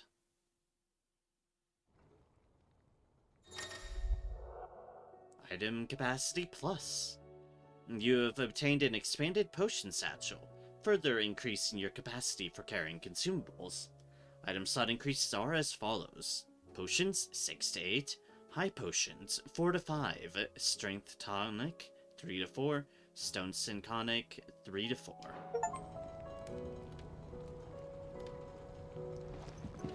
With these, I have upgraded my capacities to their fullest.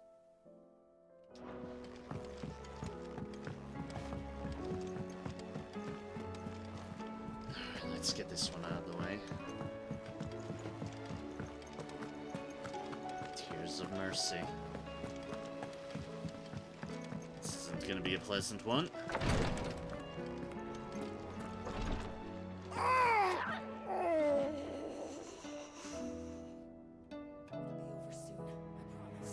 You'll have your tears before long. Yeah, that. Thank goodness you're back. Taya looks like she's about to collapse. Is this what you needed? Take it, please. I don't want it anymore. Yes, it is. Thank you, Clive. I'm loath to give a patient Alicia, but Taya's right. Sometimes it's all we can do. A single dose dulls even the most agonizing pain, and all other sensation with it. It may be a gentle way to die, but it is death nonetheless. I wish there was another way. Don't we all?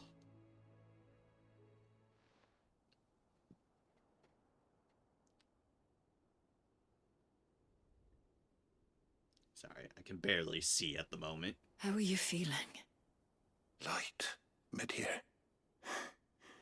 Drifting on waves. Good. Just relax. Let the waves carry you to a better place. Thank you, Taya.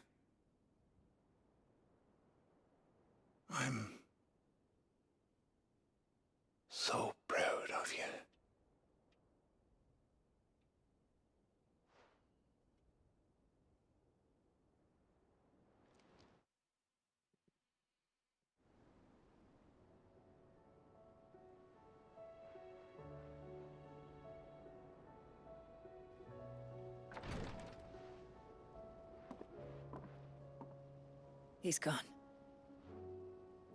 Thank you, Rodrigo. And you, Clive? I'll see that he's properly laid to rest.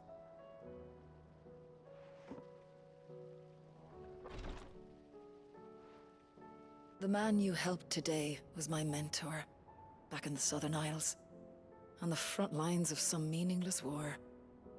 I was still a child when they shipped me to their triage tents, to treat the wounded with my gift. But in such blighted lands, I was next to useless. Until he taught me the true physicker's art, that is. An art we would be lost without. Tears of mercy were his gift to the bearers of the world. A respite from the agony of the curse's end. And a kindness Cid would have approved of. You know as well as I what life is like for a bearer soldier. Marched from one battle to the next, never knowing which might be your last. A commander may care nothing for the bearer spent in his service. But my mentor's gift gave the dying one fleeting moment of tranquility before the end. I've no tears left, Clive. I've seen too many of my friends taken. Something needs to change.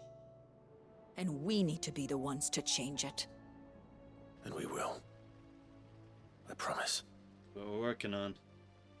I hope so. That's what we're working on. Quest complete.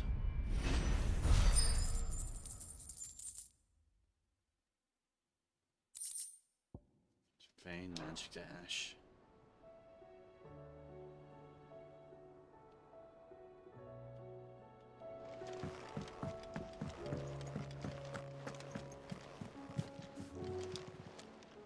Welcome to the Patron's Whisper. Is everything we've received and everything promised?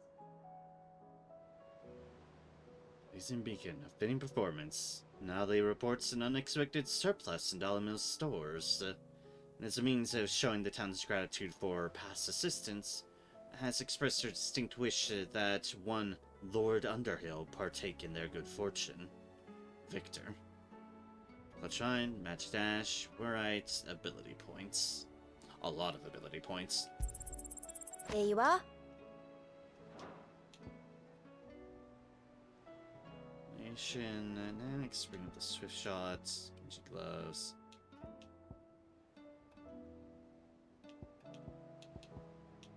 Basically, we're right up going on to things.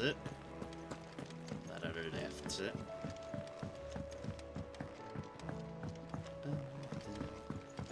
Ow. Covered in nicks and lumps.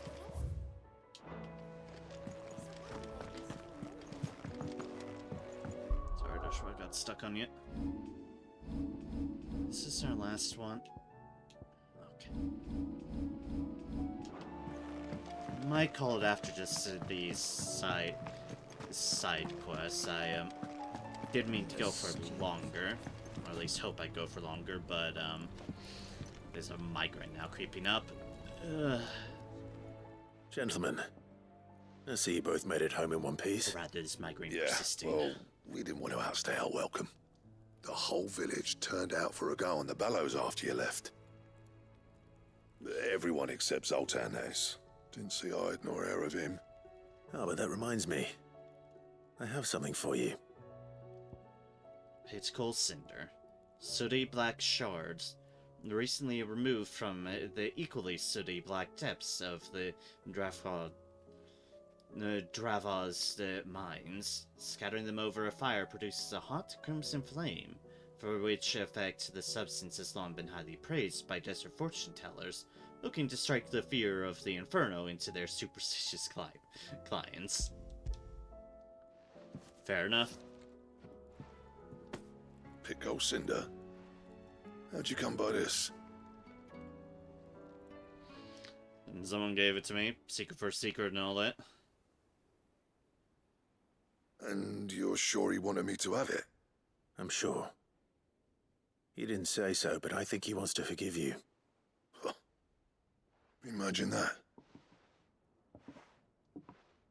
Yeah. You know I could never leave this place, don't you?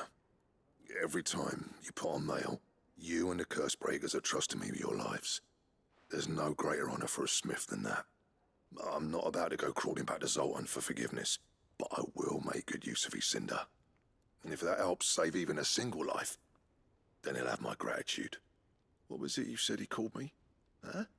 A genius? And he spent sleepless night trying to copy me, did he? Sounds like I better get to work. I've got a reputation to uphold. It's good to see you back on form, Blackthorn.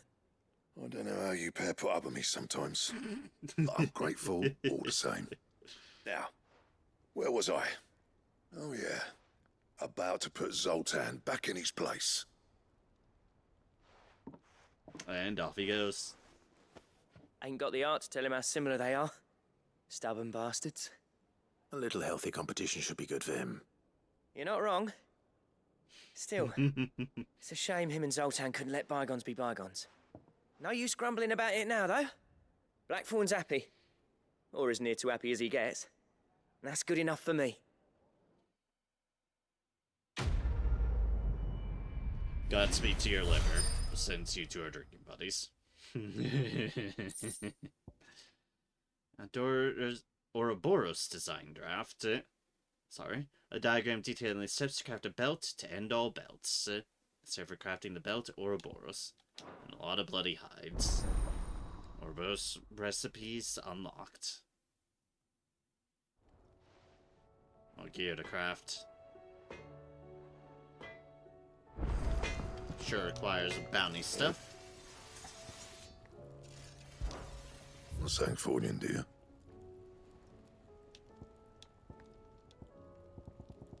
It's like, obviously, there's not going to be anything there. We've been through that, but...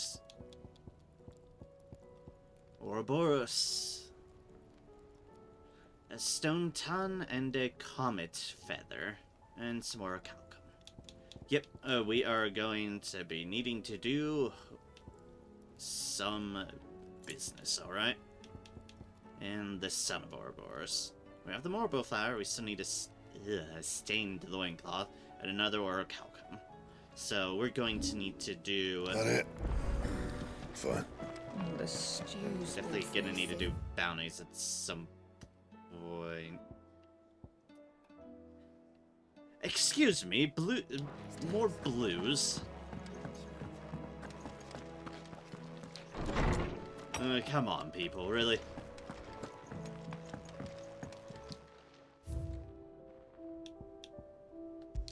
There's our signboard.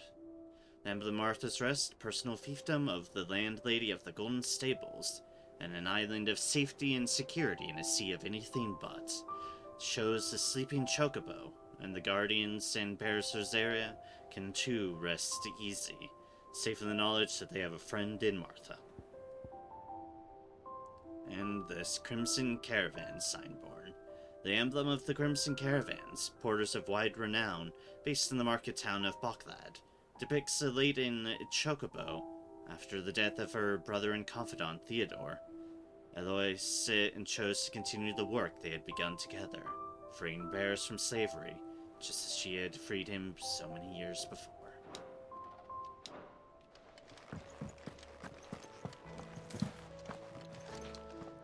So let's go through these couple things. Urge to fight. What happened in Eastpool with the Bears and the Guardians has been a long time coming, and I'm proud that it could finally happen here in Rosaria.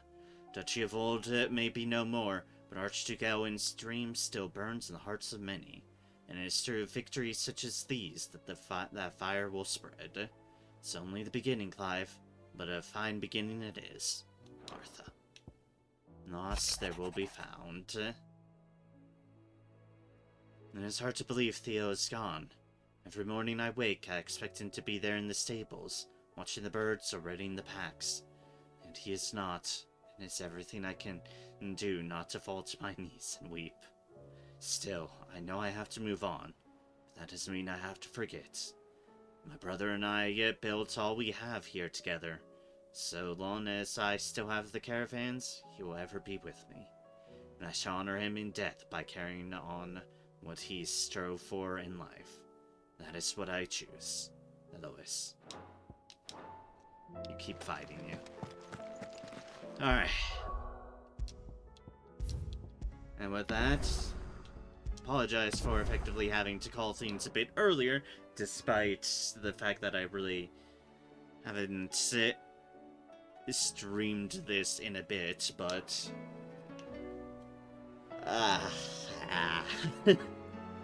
Pain. Probably for the best anyways. I have a doctor's appointment in the morning anyways. Nothing for any early afternoonish. Point being, I have a doctor's appointment tomorrow that I should try to get some decent sleep in. It's nothing particular occurrence, like it's just an annual wellness check, so no need to have any concerns or whatnot. Hopefully there's not anything concerns to be or not.